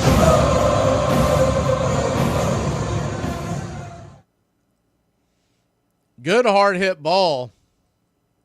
They got out in front and went with the knuckle, and that knuckle kind of fluttered up there, hung out over the plate. That's the only problem with the knuckleball.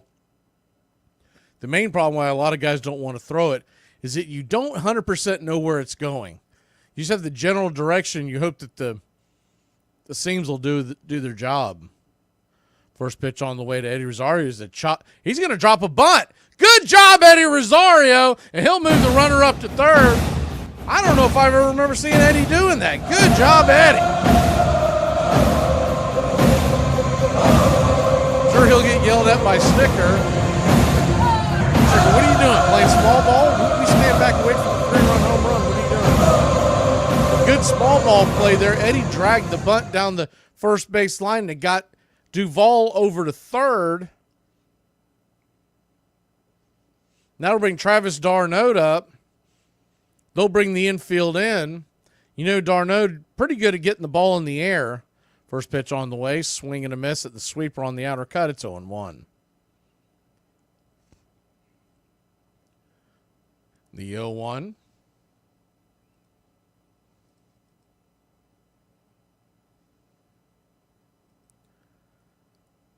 Righty. Waldron comes set, lets her go. Way outside wide. That almost went to the backstop. Anything that gets back there to the backstop, they got a pretty good amount of real estate back there. It should score the run.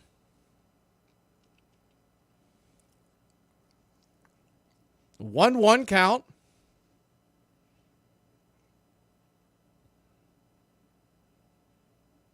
Pitch on the way. Swing. That ball sliced through to right field. That's through for a base hit. And Travis d'Arnaud gets an RBI single. Number 16 in your guide, number 1 in Charlie's heart. Travis d'Arnaud comes through with the ribby. Your Atlanta Braves take a 2-1 lead. How about that? Good job of d'Arnaud. If there's one guy, I'm a little surprised when they brought the infield in, they played him to pull. If there's one guy you don't do that with, it's d'Arnaud, because he is not afraid to go the other way. And he knows all he's got to do is shoot it the other way. There's not much of a chance of someone being there. First pitch on the way to Orlando Arcia. Swung on. That ball is belted. That ball is deep. Going back. Ding dong, that pitch is dead. A hanger, a banger. Rock 'em, sock 'em, smoke 'em if you got 'em. Orlando Arcia later with a 2-run shot. His 7th home run of the year. Your Atlanta Braves. Wow.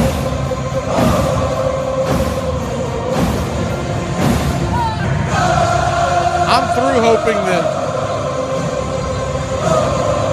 something like that gets him going. I'm just glad to get it when we get it.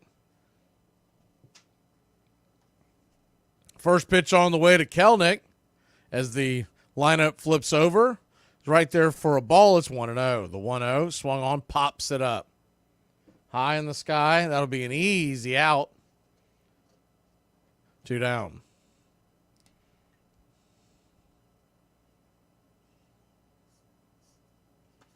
So 2 down.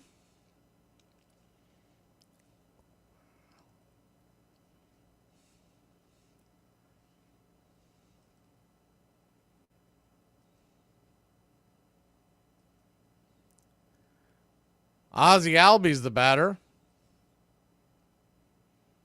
First pitch to Ozzie. Swing. That ball's hammered down the right field line. If it's fair, it's gone. It is just foul.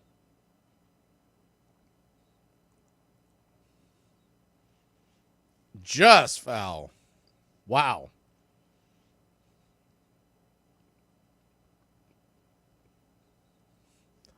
The 0-1 pitch. Up top, misses high, 1-1.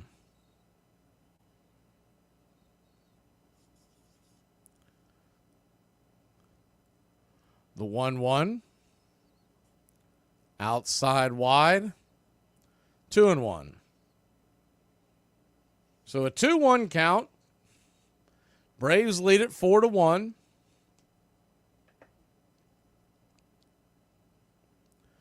Waldron comes set. Kicks and fires. Swing, pops it up. Let's stay in play. Coming over, chasing is Higgy the catcher. He'll make the catch in foul territory, lunging out there after he ran by it, and that'll end the inning. But not for your Atlanta Braves. Put 4 on the board. It's 4-1. The Big Zoo, Arcia go yard, and Eddie Rosario drops down a bunt. Say the weird thing. Okay. Do you ever brush your hair and then you see a few pieces come out, or you're outside and you touch your head or your hair and a couple pieces come out. Do you ever think that maybe one of them will fly off into the wind and it'll land in a crime scene and then you'll be convicted you didn't commit? Because sometimes I think about that. Hey Braves Country, I'm Mac Magee. Join us for Pitch by Pitch, Play by Play, the classic call of Braves Country baseball. We're bringing you Atlanta Braves baseball all year long. Jump into our pregame show, Braves Country Today, just before first pitch. Stick around for the postgame show, Braves Country Tonight, where we will open up the phone lines and react to your calls or your comments all year long.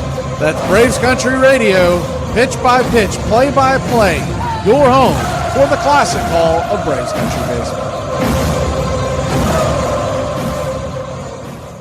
When I was a boy, I played baseball, and I would go to baseball games as much as I could.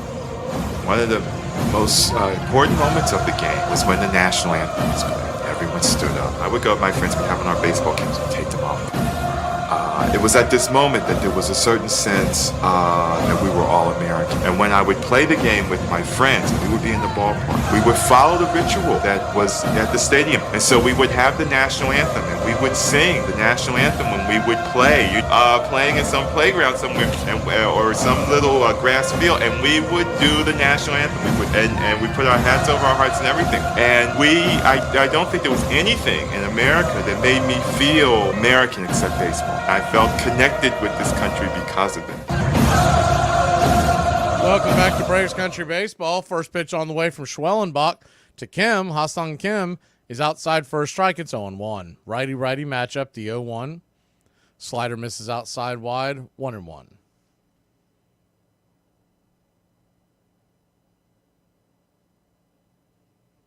The 1-1. Schwellenbach, his 65th pitch of the night. Swing, pops it up. 96-mile-an-hour heater. High in the sky, drifting back into very shallow left field is Matt Olson. What away.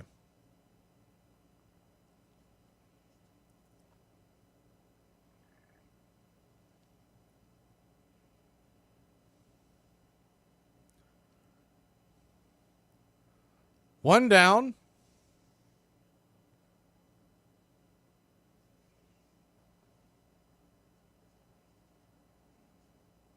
First pitch on the way. Wham! That ball slammed. Will that stay in the park? Going back, making the catch, Zeddy Rosario for a loud out number 2. Lord have mercy, was that ball scorched?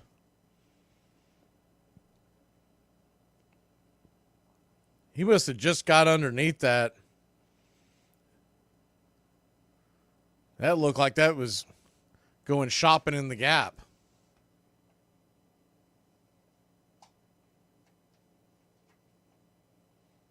First pitch on the way. The splitter on the edge to Luis Arias as the lineup changes over, flips over. It's 0-1. The 0-1. Swing, pops it up. High in the sky. That should be dead meat. It is. And Kelnick will make the catch. That'll end the inning. 3 up, 3 down. That's how you answer a 4-run rally. We'll be back in a flash. Say the weird thing. If you have a whole lot of junk to get rid of, it's cheaper to go buy a storage unit for $29.99 a month, pay for it for 1 month and never do it again, rather than to go buy a $300 rollaway dumpster. Plus, you get a little extra side mission to where you can actually go to the auction and watch somebody buy your junk. All right, I wanted to touch base about tomorrow. Sam, I know that you already arrived in D.C. I'll be there later on this evening. Brian, what is your status right now? Yeah, so I just landed in Washington as well, so I should be all set for the... Brian, why are you still at the airport? You should have been on the same flight as Sam, no?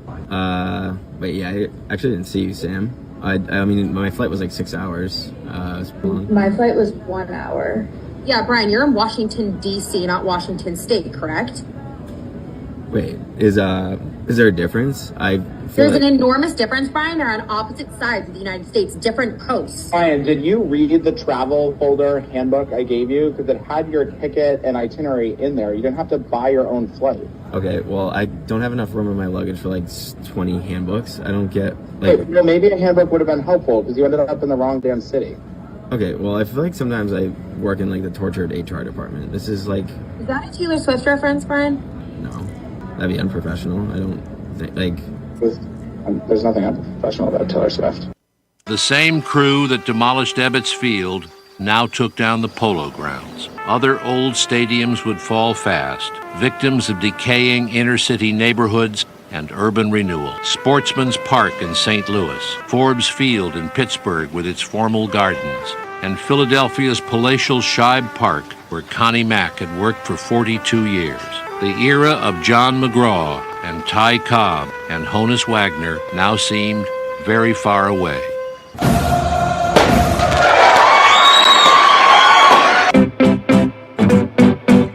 Thanks for adding to the tip jar, Jason. Good luck on your last leg of your parlay. I think I forgot to hit the 100 likes button, too. Appreciate everybody hitting the like button. Sometimes we're at break when we pull that down, and I forget to hit the first pitch to Riley was down the way for a ball. Braves win! The 1-0 popped up high in the sky into right field, coming over. Looked like he was having a hard time with it. Peralta finally corrals it. Right field there, foul line. Really strange. He had all the time in the world. It looked like he was struggling. I don't know if he was struggling to find it or if the wind was playing games with it. Not a very strong wind, it doesn't appear. It looks like it's now shifted to blowing out towards right field, but maybe 5-10 miles an hour.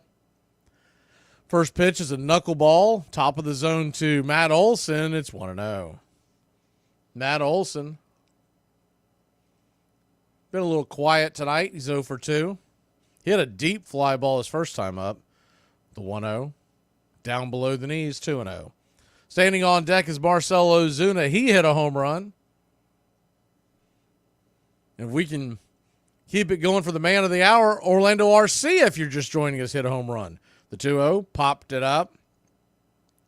Can of corn over by second. Fighting the wind. Making the catch. Shortstop Ha-Sung Kim. 2 away. Tomorrow night's game, 7:15 Eastern first pitch. You're just joining us. All the fireworks took place just an inning ago where the Braves put 4 on the board. First pitch on the way to Marcell Ozuna is outside wide for a ball. It's 1-0. Marcell got it going with a solo home run. Then Duvall hit a double. Ailey Rosario dragged a bunt towards first, and it got Duvall to third. The 1-0 swung on, hammered over to third, but the catch is made by Machado, and that'll end the inning. 3 up, 3 down. We head to the bottom of the 6th, leading 4-1. If you're making sandwiches, always leave the knife hanging over the sink in case you want one later. Be a man. Yellow. Didn't I just ask you not to pick up? No, you said I should hang up and you'd call right back. Okay, what I meant was I wanted the machine to get it, not you. I'm trying to check my messages. You want me to just check them for you? No, thank you, no. Last time you did that, you erased all the messages and our outgoing messages and unplugged the lamp. Just let it ring, okay? That's your world. I just live in it.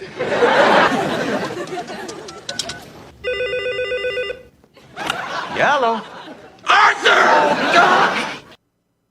Most people don't examine the meaning of the word exploitation. I think if you ask most people, they would say to be exploited is to have a low wage.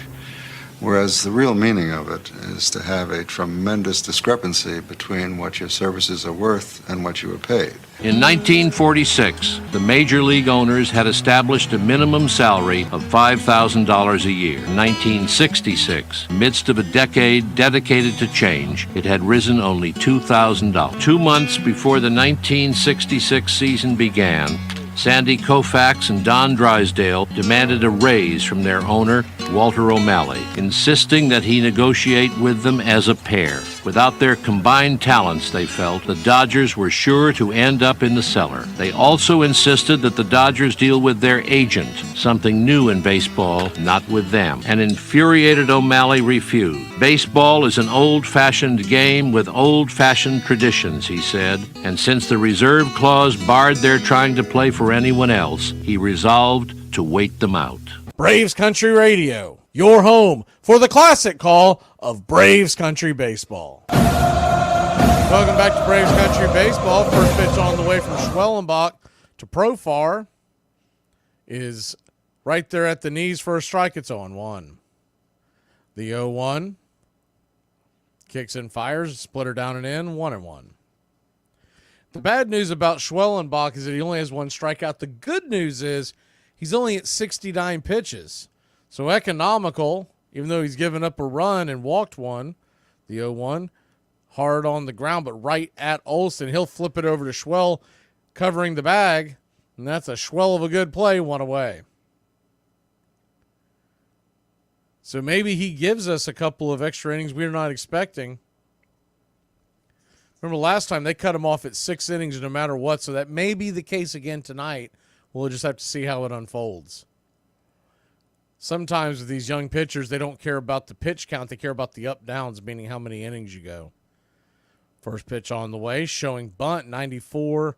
Cronenworth looked like it hit the zone, but another shaky call by Dan Bellino, 1-0. Braves 4, Padres 1, the 1-0 pitch. Right there up top, 1-1. The game plan on Sunday will be, if I get to my destination in time, we're going to set up the chat. Problem is, as of right now, is the 1-1 pitch, swung on, fisted foul, 1-2. As of right now, it looks like it's going to be very shaky to get that going because the check-in is about an hour after first pitch, and we'll just have to see how it goes. We're trying to get an early check-in, but if not, we'll see you next Friday. The 1-2 pitch, swing, chop, foul down the line, 2-2. So, I'm sorry, 1-2. So a 1-2 count.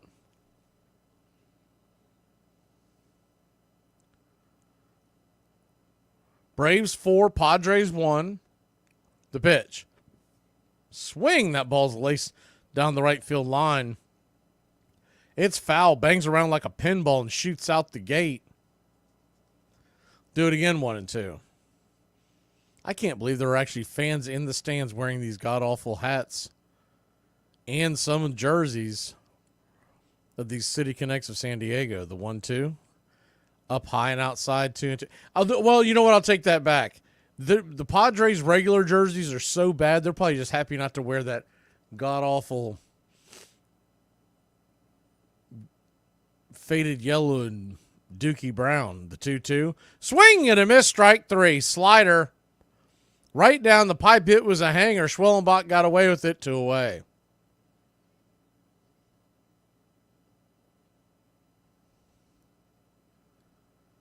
Two down. The City Connect Phillies are really bad as well, but I don't hate their hats. But everything else about it's terrible. First pitch on the way. Cutter outside for Machado. It's 1-0. If you're a Phillies fan, that City Connect hat's not too bad. But the idea of putting those colors, the 1-0, swung on, fouled straight back, 1-1.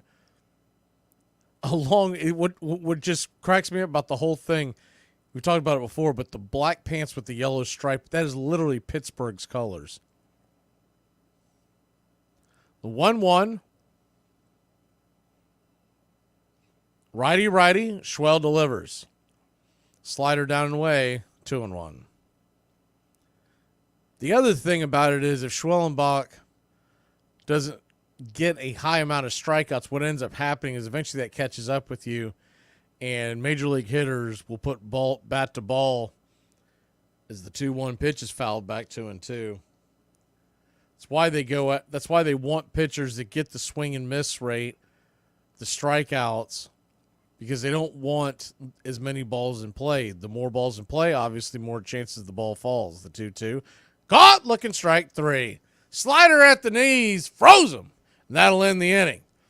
3 up, 3 down. We'll grab the bats. Let's get Mr. Schwellenbach some insurance. We head to the 7th. This is the story of one of the greatest pitchers' duels in baseball history. The date, May 1st, 1920. The place, Braves Field on a chilly and muggy day. On the mound for the Robins was Leon Cador, who was coming off his best season, a season in which he won 14 games. The Boston Braves would counter with Joe Eschker, who was looking to bounce back from a subpar showing in 1919. It wasn't until the 5th inning when the first run would cross the plate, when Ivy Olson singled over the shortstop's head. Not even an inning later, the Braves would tie the game on an RBI single of their own. As the game progressed, the wind started to blow in from center field and was turning balls that would normally be hits into lazy fly ball outs. After 9 innings, the score remained tied at 1, and this continued on without another threat until the 17th inning when Brooklyn loaded the bases. Again, it was snuffed out with a double play. At this point, both starting pitchers were still on the mound. Once they reached the 23rd inning with both starting pitchers still on the mound, they broke the National League record for number of innings played in a game. 3 innings later, with a darkening sky, the game was called despite the protest of players saying they wanted to play the equivalent of 3 9-inning games. When this game ended, it entered the record books as the longest game in baseball history. Remarkably, this game only lasted 3 hours and 50 minutes. Both pitchers who started the game finished all 26 innings.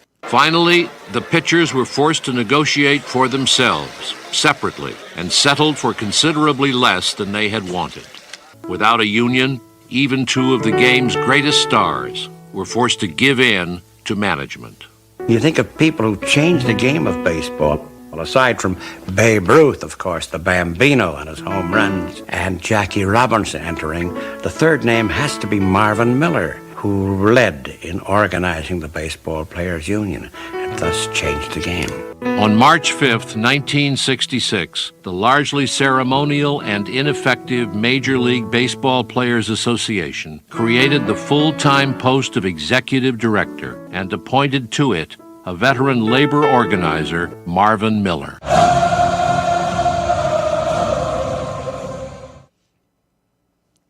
Welcome back to Braves Country Baseball. Let's put a poll up there at the break as the first pitch on the way is a knuckler at the knees. Duvall doesn't like it. It's on 1.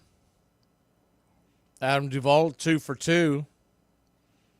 The double and a run scores last time up. First time up a single. The 0-1. Down below the knees, 0-2.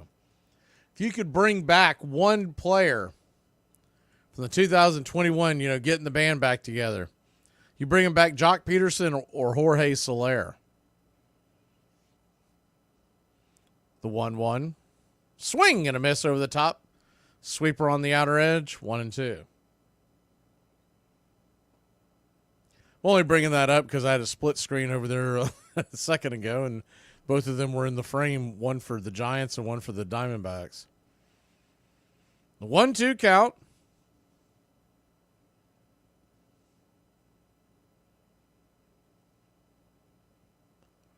Pitch on the way. Swing and a miss, strike 3. Knuckle curve. He's got it working now, 1 away. May not remember the ones you're talking about from 10 or 15 years ago. The ones that popped in my head were I call them the Mike Schmidt Phillies. Although, did they ever have blue hats, or am I just... I know they had the blue jerseys. They were wearing red hats, I believe. First pitch on the way to Eddie Rosario is a swing and a hit into center field, and Eddie Rosario heads on to first. Eddie ringing around the Rosario. Slice one, and we got something going here.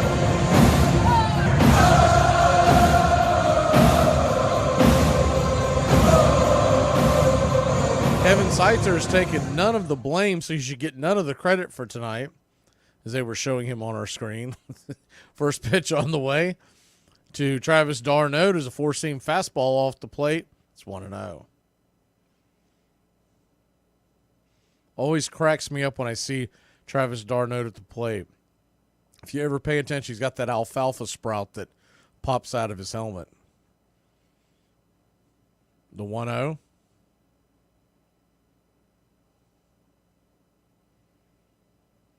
Kicks and fires inside, 2-0.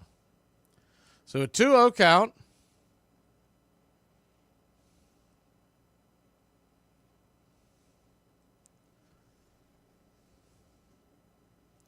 We'll keep that poll up for a while for anyone that wants to vote. The 2-0 to Darnode. Lets her go. Swing. That ball's hit up the middle, but it'll be an easy 6-4-3 put out.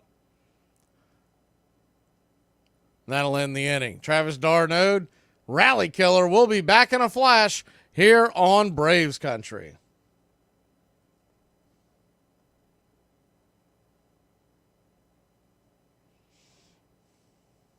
All right, I can't see you. Let me hear you.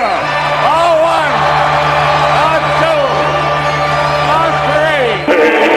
We out to the ball game. We out to the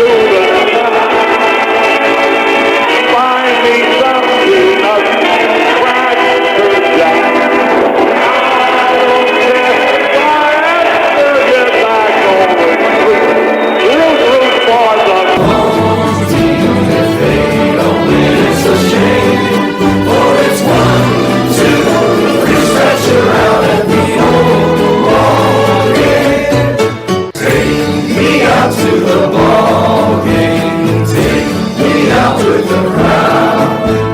Find me something up, Cracker Jack. I don't care if I have to get back on the street. And Cracker Jacks. I don't care if I ever get back. Let me through.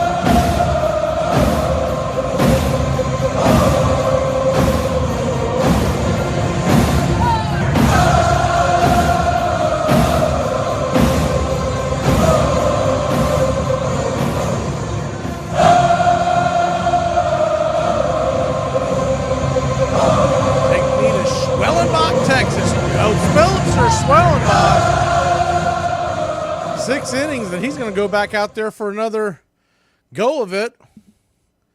See how long he lasts. He is at 83 pitches.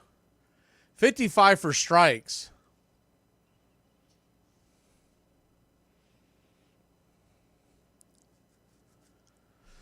First pitch on the way to Schwell. From Schwell to Bogarts.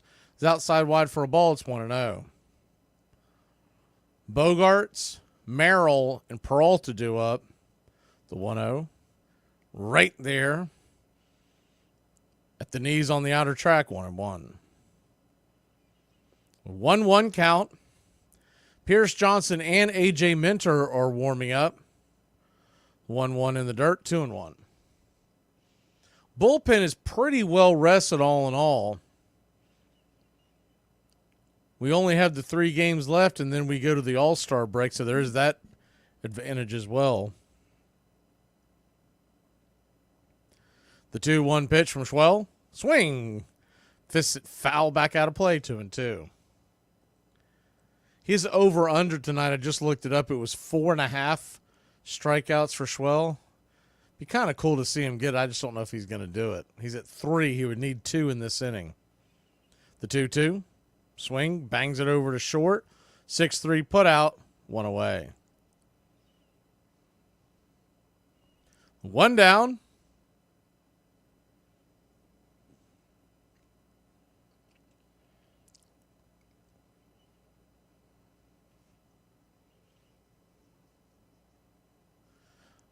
Mariners and Angels are tied at 4. Brian Wu was coming off the IL tonight on that one, but I think he was on a pitch count. First pitch on the way to Jackson Merrill's lifted high into left field. Easy out for out number 2. So that definitely means Schwellenbach's not going to get the strikeout number. Guess in theory, if a guy struck out and then made it to first and he struck the next guy out, he in theory could get it, but not very likely. 6 2/3 innings so far. We'll take this all day long. One more out for 7 innings of 1-run ball. First pitch is to Peralta. It's inside for a ball. It's 1-0. You still like to see Braves get a couple more insurance runs, the 1-0. Give them a little breathing room. Bang down the first base side, foul. It's 1-1.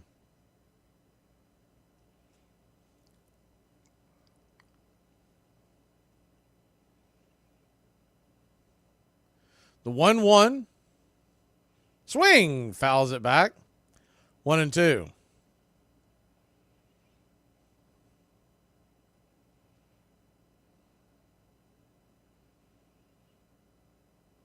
Braves could pick up a game on the Phillies as they lost to Oakland tonight. I thought that game, there was a lot of games on the East Coast threatened to be rained out, and they all ended up getting the games in. The 1-2, down and in, 2-2.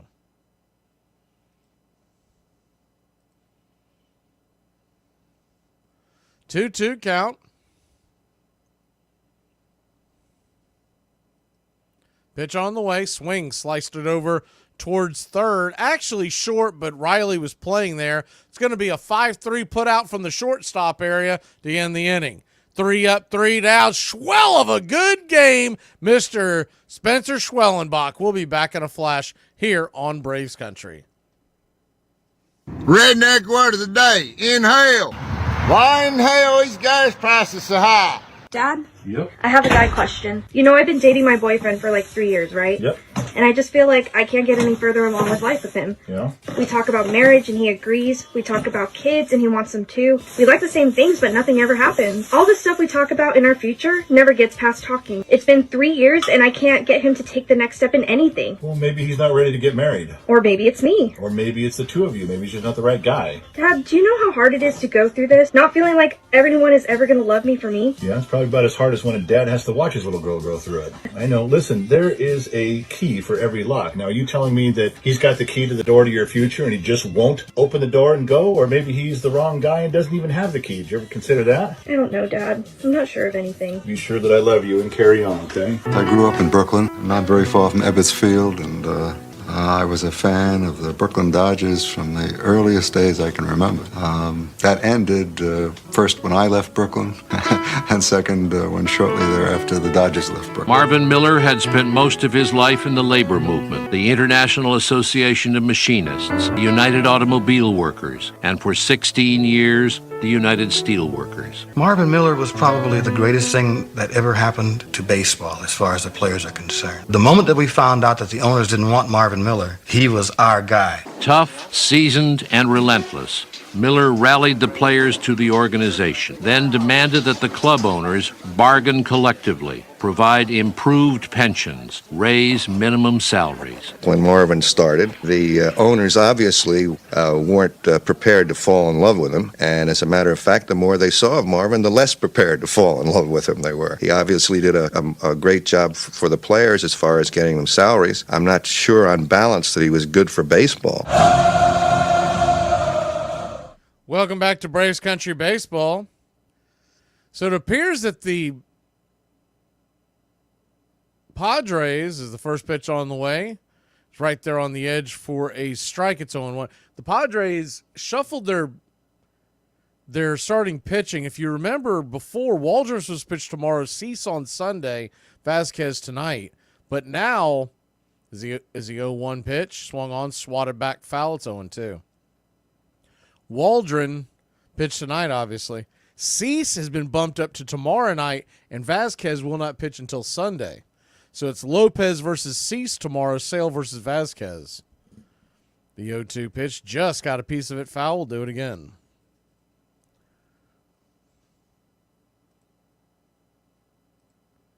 So tomorrow night should still be a really good pitching matchup. Dylan Cease versus Ronaldo Lopez.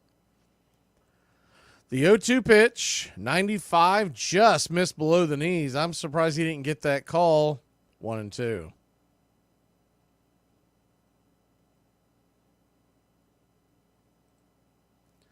The 1-2 from Gillespie, who's now in. Pitch, swing. That ball sliced into right field, and that is going to get down for a base hit. And Orlando Arcia has a 2-hit night, a home run. How about that? How about that?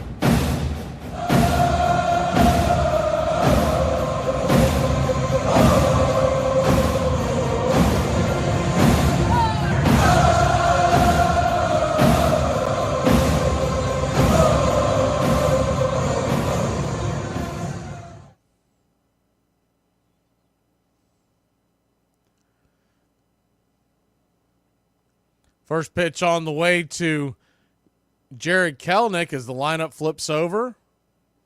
He called that a strike? He did. It's 0-1. The 0-1.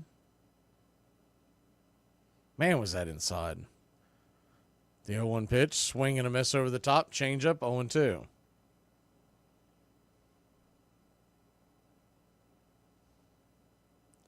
So an 0-2 count.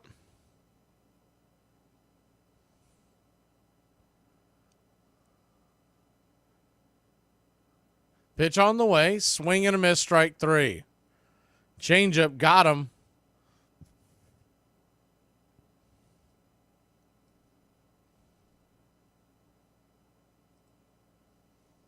Ozzie Albies will come to the plate.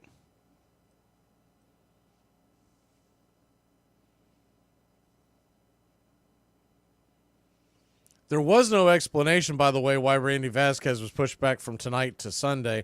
I was looking at a couple of his updates as the first pitch on the way. It's a curveball down and in for a ball 1-0. Just says that they opted to push him back.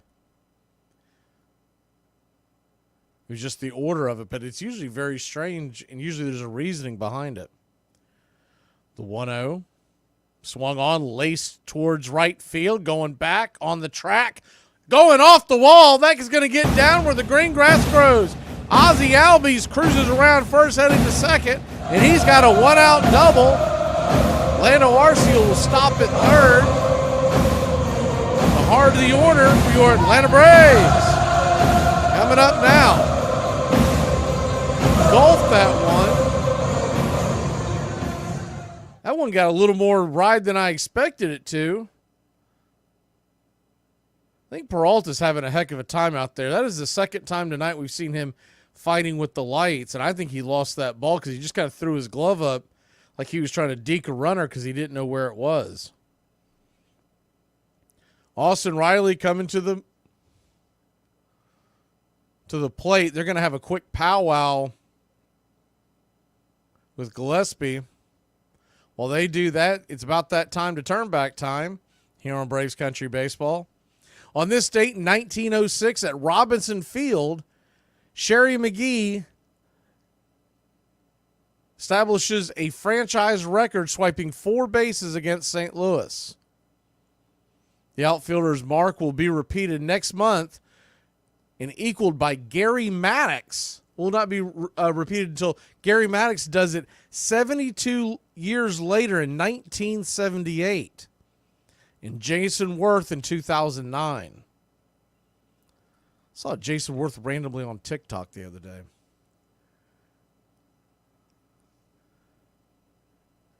The quick powwow is over. Runners at second and third. See how they play this. They may walk Riley to set up the double play. If not, the way teams do it nowadays, they normally pull the infield in. We'll see how they play this. Ozzie Albies bouncing off a second. First pitch on the way to Riley is well outside wide for a ball. It's 1-0. Outfield appears to be pretty much in. The third baseman is a little bit behind the bag in case a scalded one heads to him. The 1-0. Swing and a miss. Chase the sweeper out of the zone. 1-1.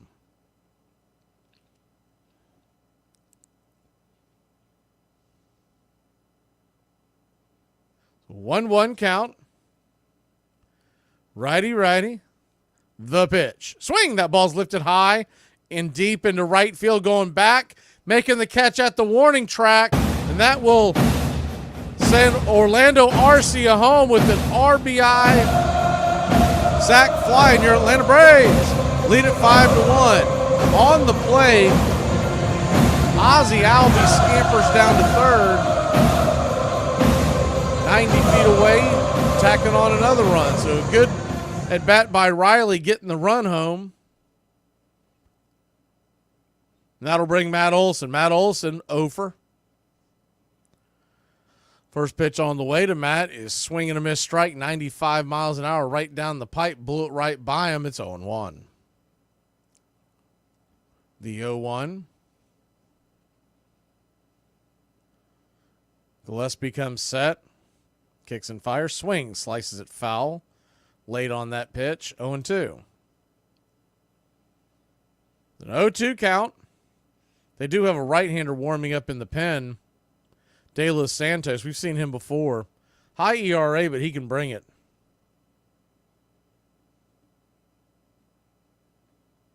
J.R. Ritchie, number 4 prospect in the Braves organization, is the 0-2 pitch. Bounce foul back behind home plate.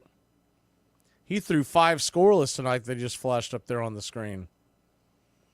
I don't know what I'm watching off to the side, but they had an update, and that's where I got it from. The 0-2 pitch. Whoa, 95. Matt Olson said his prayers last night because that should have been rung up for a strike. We'll take it. The 1-2 to Olson. High and out of the zone, 2-2. That was such a bad call. If he would have called that one a strike, that last pitch, you just have to go, fair enough. So a 2-2 count. Ozzie at third. The fireballer brings it. Swing sliced over towards third. He bangs it right over to Machado. Easy out. And Olson, another automatic out.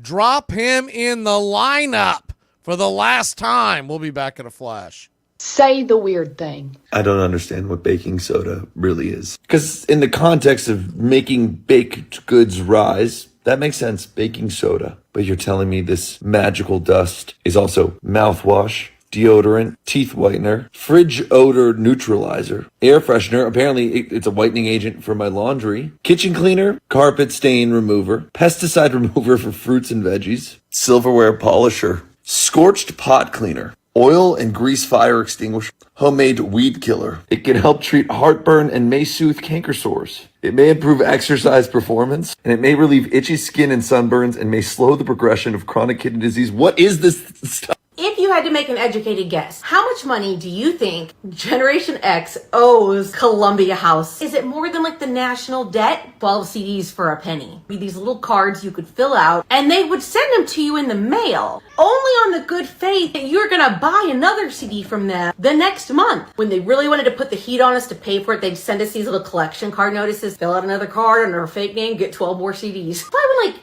Napster and LimeWire and all that came out, and the artists were like, no, you can't give away our music for free. We've been getting your music for free the whole time. Ball players are no match for him. He has a steel-trap mind wrapped in a butter-melting voice. He runs the players through a high-pressure spray the way an auto goes through a car wash, and that's how they come out, brainwashed. Dick Young, New York Daily News. Sports writers following the developing conflict were, for the most part, uninterested in the complicated labor issues, making them active agents against Miller and the union. For years, the public and even some players distrusted him. The battle over who would control the game had begun. The showdown ahead would be over the century-old reserve clause, which bound each player to his club for life.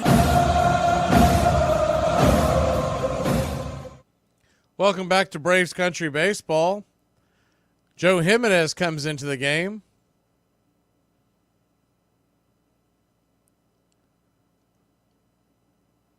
Big right-hander with a 2.75 ERA. He's got knocked around a few times.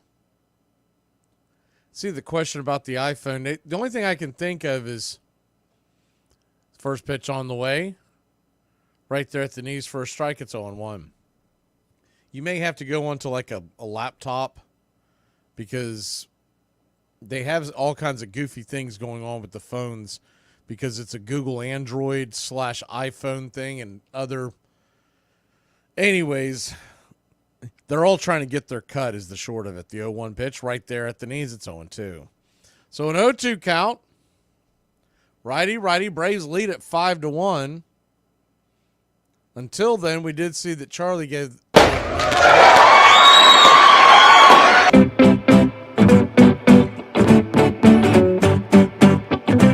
The 0-2 down and away, 1-2. 1-2 count from Jimenez. Right-hander comes set. Down at the knees. Down and in, 1-2.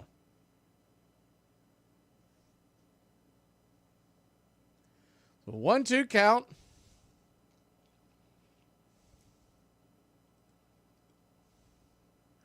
Pitch on the way. Swing. Fouls it back. Do it again.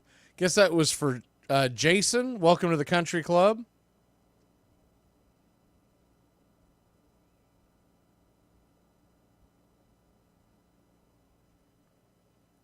The 2-2. Kicks and fires. Swung on. Grounded over towards short. Fires it over to first. And it is that ball's going to get away. Bad throw. Olsen could not stop the ball from going over to the backside, over towards the first base dugout. The runner's going to make it all the way to second.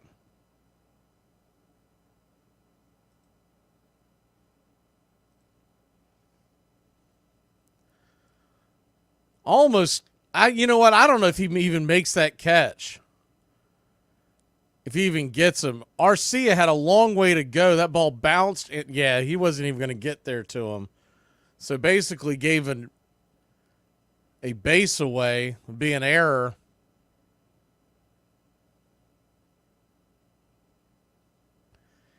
E6 on the play.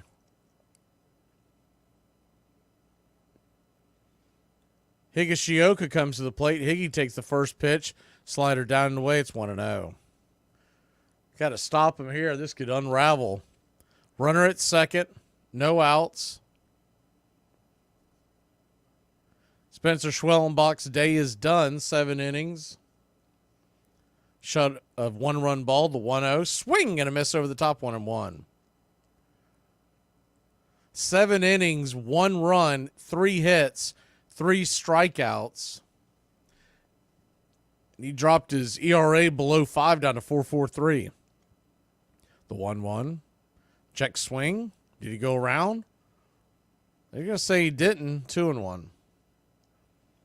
Think about this. A couple of starts ago, Schwellenbach's ERA was above 10. He's got it all the way down to 4.43 now. That's not going to win you Cy Young, but not too shabby. The 2-1 pitch. Doesn't get the call outside wide. 3-1.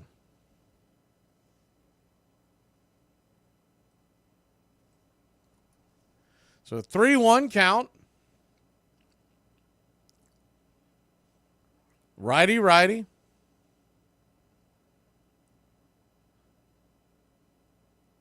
Time is called by home plate umpire.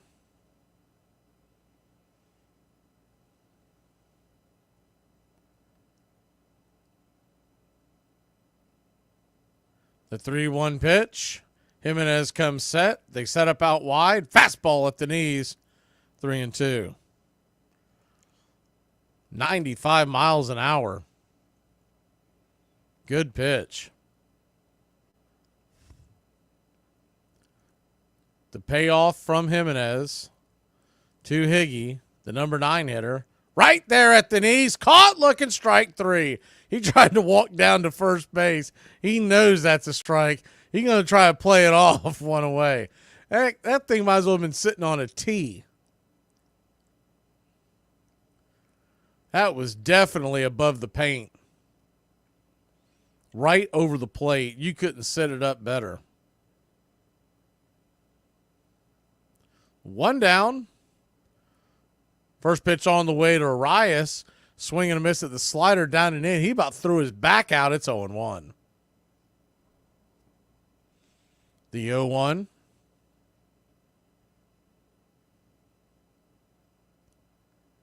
Jimenez comes set. Kicks and fires. Down and in. Swing and a miss. 0-2. So an 0-2 count. Runner at second, 1 out.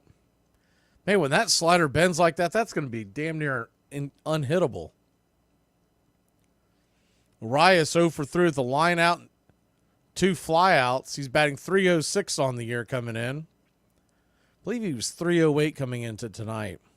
The 0-2 swung on, chopped over towards second. Ozzy's got it, flips it to Matt, stepping on the pillow, 2 away.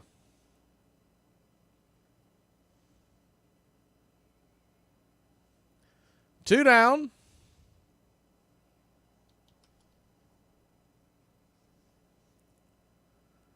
Jimenez now set to face Jerks and Profar. Braves have done a good job keeping the top 2 guys up off the bases. They've been scalding hot this year. They're combined over 7 coming into this at bat. The 2 of them were both hitting above 300 with OPSs of 710 and 884 respectively at the beginning of the night. First pitch on the way. It's a 4-seam fastball. Swats it back foul. It's 0-1. Same 2 teams tomorrow night, and thankfully it's an early start, 7:15. And it's going to be Raylo versus, as of right now, as the 0-1 pitch is swung on and fouled straight back, it's 0-2. Dylan Cease. Really good pitching matchup. Should be a great one. Then we point towards the All-Star break. Remember, Marcell Ozuna's in the home run derby Monday night. The 0-2. Down and in, 1-2.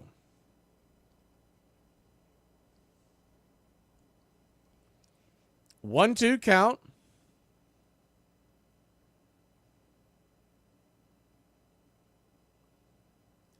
Kicks and fires. Swing. Slices it foul and out of play.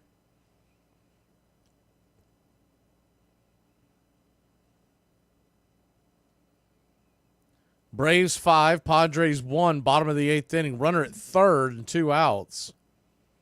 Jimenez trying to end the inning right here and set it up for possibly eyeglasses. The 1-2. 96 at the knees, just below the zone. Would have loved to get that call, but I do believe that was the right call. Just barely missed it. Couple inches lower than the one that Higgy was caught looking on. The 2-2 from Jimenez. Swing, fouls it back. Do it again. On deck is Cronenworth. Machado in the hole.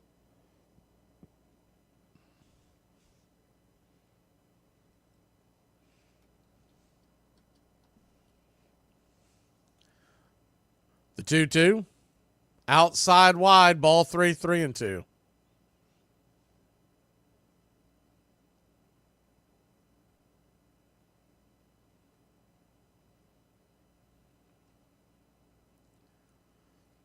Braves 5, Padres 1. The payoff pitch. Swing, pops it up. Got him in on the fist. That'll get all the way into right field, but Duvall is there to make the catch. Man, Profar, you put a Padres uniform on that guy, and he can swing the bat. Anywhere else, nothing. Hey, can somebody explain to me why we can't even give away? Country. You know, poop jokes aren't my favorite, but they're a solid number 2. As the young kids say, it do be bussin' respectfully. Don't ever say that again. Yeah, it's best that I don't. That was bad. It was wasn't it? Total. And here's Dale Murphy. At 439 with 6 homers, 18 RBIs already, and in a spot where he has a chance to get some more. Ramirez at second, Perry at first. Downstairs to Murph, 1 ball, no strikes. There is a drive. Did he get enough of it? Back goes McReynolds. He looks up and he kisses it goodbye. A 3-run homer for Murphy. Touch a ball, Murph. That's 7 and 21 RBIs, and it's 3-0. That's the way Babe Ruth hit him, a mile high. If smoking is so bad, then why does it cure salmon? Hey, this is my final message to y'all, because you probably ain't going to see me again. My old lady texted me a minute ago and asked me if I thought her forehead was big, and I said that I probably wouldn't ever kiss the same spot twice. And she said, I'll see you when you get home. The outfield around to the left. to Frank Robinson, the right-hand batter. Long drive to left field, way back. Kiss it goodbye. Home run. On December 9th, 1965, the day Branch Rickey died, the Cincinnati Reds let outfielder Frank Robinson go. He had played magnificently for them since 1956, when he hit 38 home runs to tie the rookie record. He charged into outfield walls to make spectacular catches, hurled himself into opposing infielders to break up double plays, and in 1961 won the National League's Most Valuable Player award. In casting him off, the Cincinnati owner explained that Robinson was too old at 30.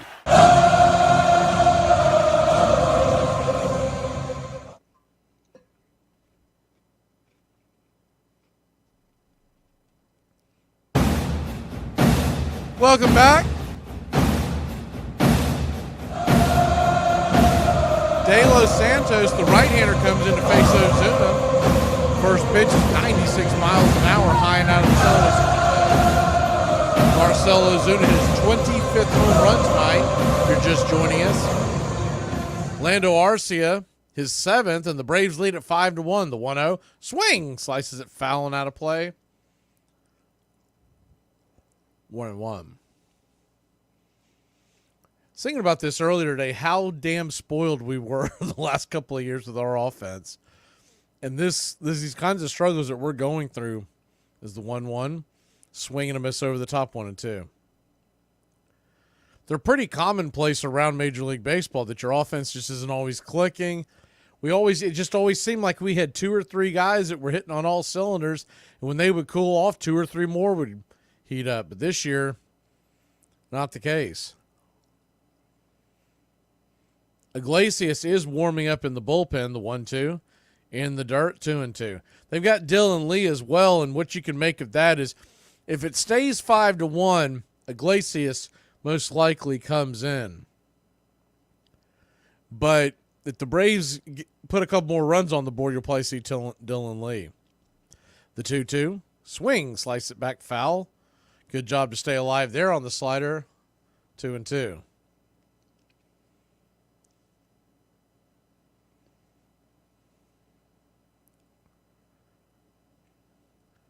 Nobody out, nobody on, top of the 9th. The 2-2 to Marcell Ozuna, kicks and fires, swing, lifts it high and deep into center field, going back on the track. Ding dong, that pitch is dead.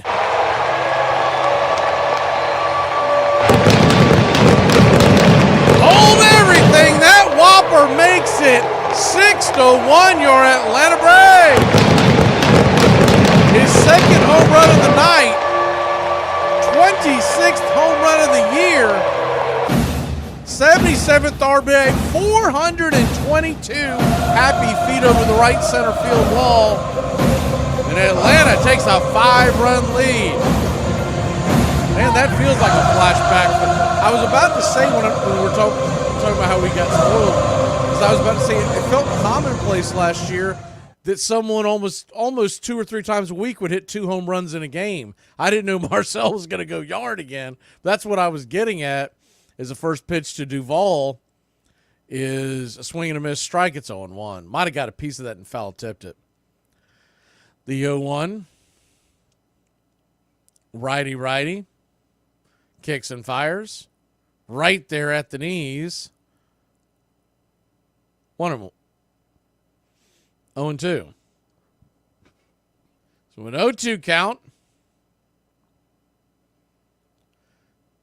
Those 2 RBIs give him the most in franchise history at the All-Star break, passing Andrew Jones at 75, Eddie Matthews at 75, Rico Cardi at 74, and the great Hank Aaron in 1975 had 73. The 0-2. Just got a piece of that one. We'll do it again, 0-2. 0-2 count to Duvall. Braves lead it 6-1.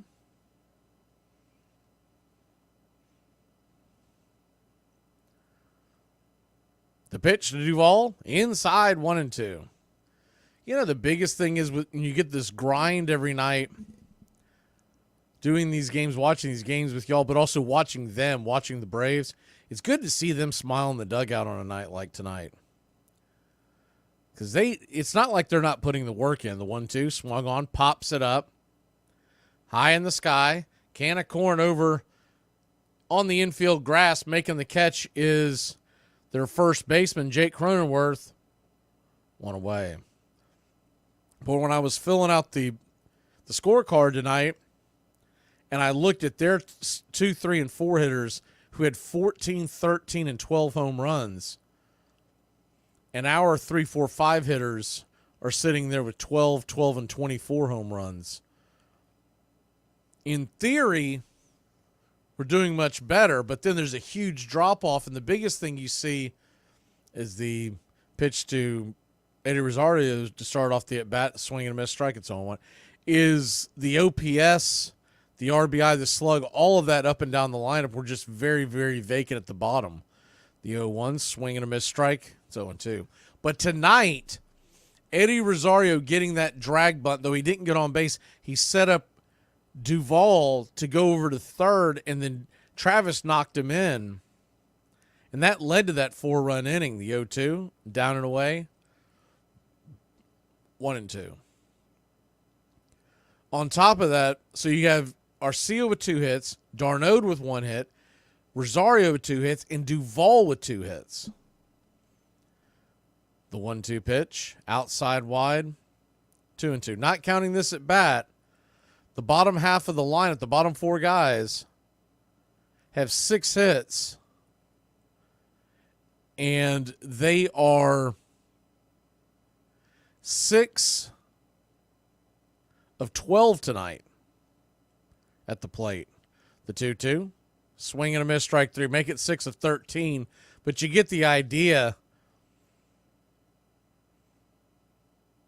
Though we know Marcell Ozuna ends up getting the game ball because any guy that hits 2 home runs, but you could really give the game ball to the bottom of the lineup tonight, because what really set us up and got us going tonight, after that Marcell Ozuna home run, Duvall got the double, Eddie dragged bunt to move him over, and Darno got him in, and that is what this team is going to have to do until they make a trade, is do the get him on, get him over, get him in baseball.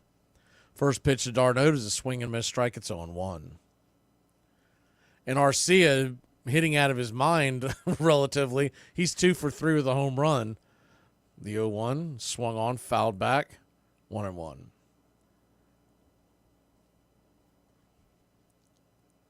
You could get Arcia hitting anything in the back on the second half of the season, anything close to what he did last year.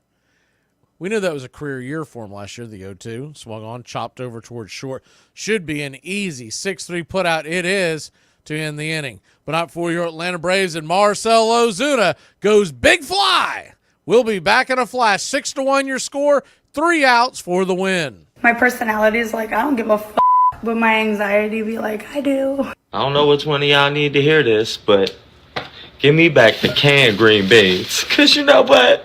I ain't even trying to be bougie or nothing. This take too much work. Wifey talking about, hey, babe, since I'm out and about, can you get them little green beans back? Yeah. She's talking about bust open the bag, rip off both ends, and then break them in half. I said, this whole bag? It's like 300 of these damn things here. I'm going to be here for hours. This is a lot of work. Got me messing with these big old green beans. Give me the can. See, kids do the craziest stuff when they too quiet, bro. You gotta go check on them constantly. It ain't no leaving them alone. It ain't no, oh, they good. Nah, you gotta go look because they doing stuff like this. Washing rocks in my sink. Put the rock back outside. Then you gonna ask them, how you did that? Better check on y'all kids if they too quiet. Y'all better play Marco Polo in the house or something, because something is happening. Something that's gonna cost you some money is happening.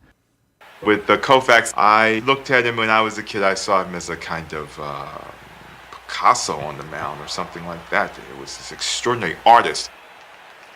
With the Koufax, there was this cerebral sort of artistic flair about him. By the end of the 1966 season, Sandy Koufax was at the peak of his career. He had won 27 games that year, pitched 11 shutouts, and led the league in strikeouts. But just a month after the World Series ended, he called a press conference to announce that he was quitting the game at the age of 31 while he could still lift his arm. Braves Country Radio, your home for the classic call of Braves Country Baseball.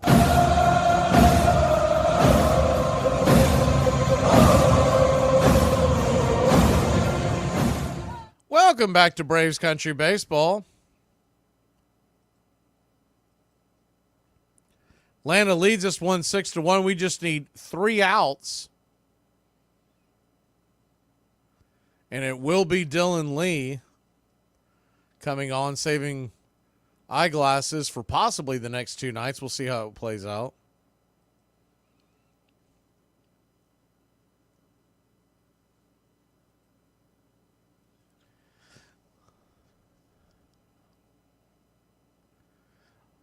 Lefty-lefty matchup to start us off. Cronenworth, Machado, and then Bogarts. First pitch on the way, 92 on the black on the outer edge. It's 0-1. Braves 6, Padres 1. Same 2 teams back at it tomorrow night. Cease versus Lopez. And then Sale versus Vasquez on Sunday, the 0-1. Swing, fist it back, foul. It's 0-2. If you're not familiar with Cease, he was one of the ones everyone was clamoring for to get in a trade in the offseason. He ended up going to San Diego pretty close to the beginning of the season. Now there's rumors of Garrett Crochet being moved on from the 0-2. Did he go around? He did. Strike 3. Dylan Lee with a nasty slider falling off the end of the table, 1 away.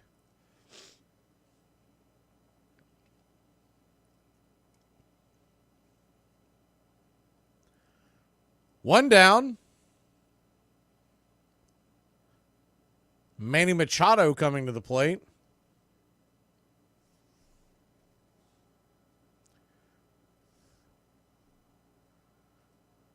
Guess we can go ahead and close that.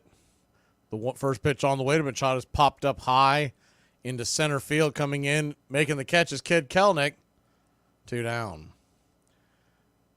So in a... Man, I didn't think it was going to be that close. I didn't know who I thought would win, but in a very close battle, looks like Jorge Soler wins at 51%, Jock Peterson 49%.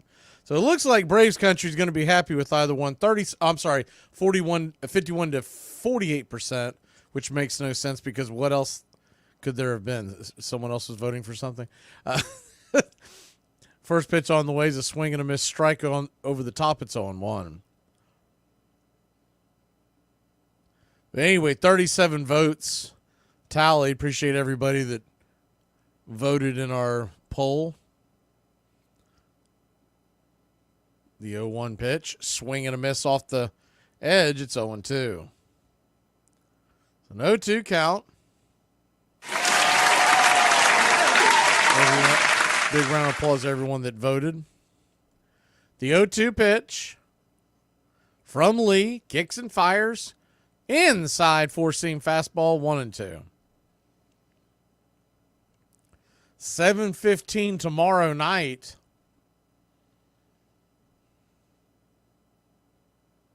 Should be a good one. Pretty good day of baseball in general tomorrow. There's some good 4 p.m. games if you're bored. The 1-2, outside wide. 2-2. Xander Bogaerts, who's 1 for 3, trying to extend the game here.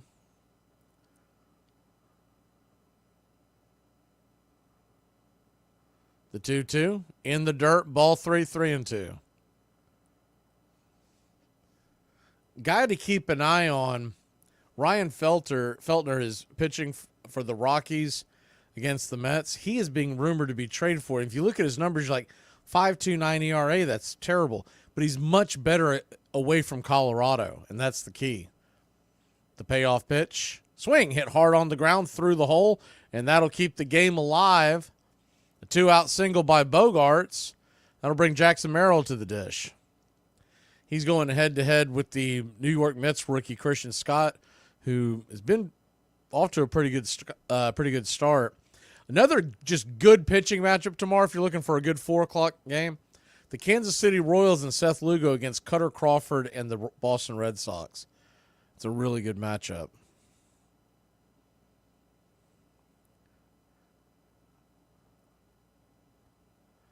First pitch on the way to Merrill is high and inside for a ball. It's 1-0. Cubs and Cardinals are doing a doubleheader tomorrow. First one's at 2:15. The second one's at 8:15. The 1-0. Swing and a miss over the top, 1-1. I get the idea of the twin bill. They want to make double the money because the game was rained out and whatnot. But that's brutal. If you decide to go to both games, that is a brutal schedule. You figure you'll show up at the park around noon and leave around midnight. The 1-1 swung on, sliced back, foul, 1-2. So once again, the Padres are down to their last strike.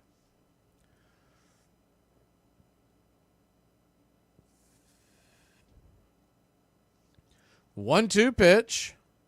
And remember, Sunday, they do not do a Sunday night game. The 1-2. Swing and a miss. Strike 3. Dylan Lee got him. Braves win. Braves win. Your Atlanta Braves win. Whiskey for my men. Beer for my horses. Braves winning 6-1. Game ball has to go to Marcelo Ozuna. He hit 2 big flies tonight. Number 25 and 26 of the year.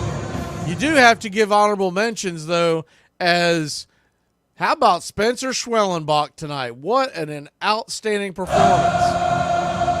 Schwelly, 6 2/3 innings, 1 earned run, 1 walk, 3 strikeouts. You'd have preferred a little better in the strikeout department. Orlando Arcia goes big fly for the first time in a long time. And your Atlanta Braves, offensive outburst, 9 hits, 6 runs, 3 home runs, 6-1 winners. Zuna with the game ball. Schwellenbach with the W. Same 2 teams tomorrow. Different bat time. It'll be 7:15 tomorrow. Same bat channel right here on Braves Country Radio. You're listening to us on radio. Find us on YouTube today, Braves Country Radio. YouTube.com/@Braves Country. Braves win 6-1. Y'all have a great night, Braves Country. Always a pleasure. We'll see you manana.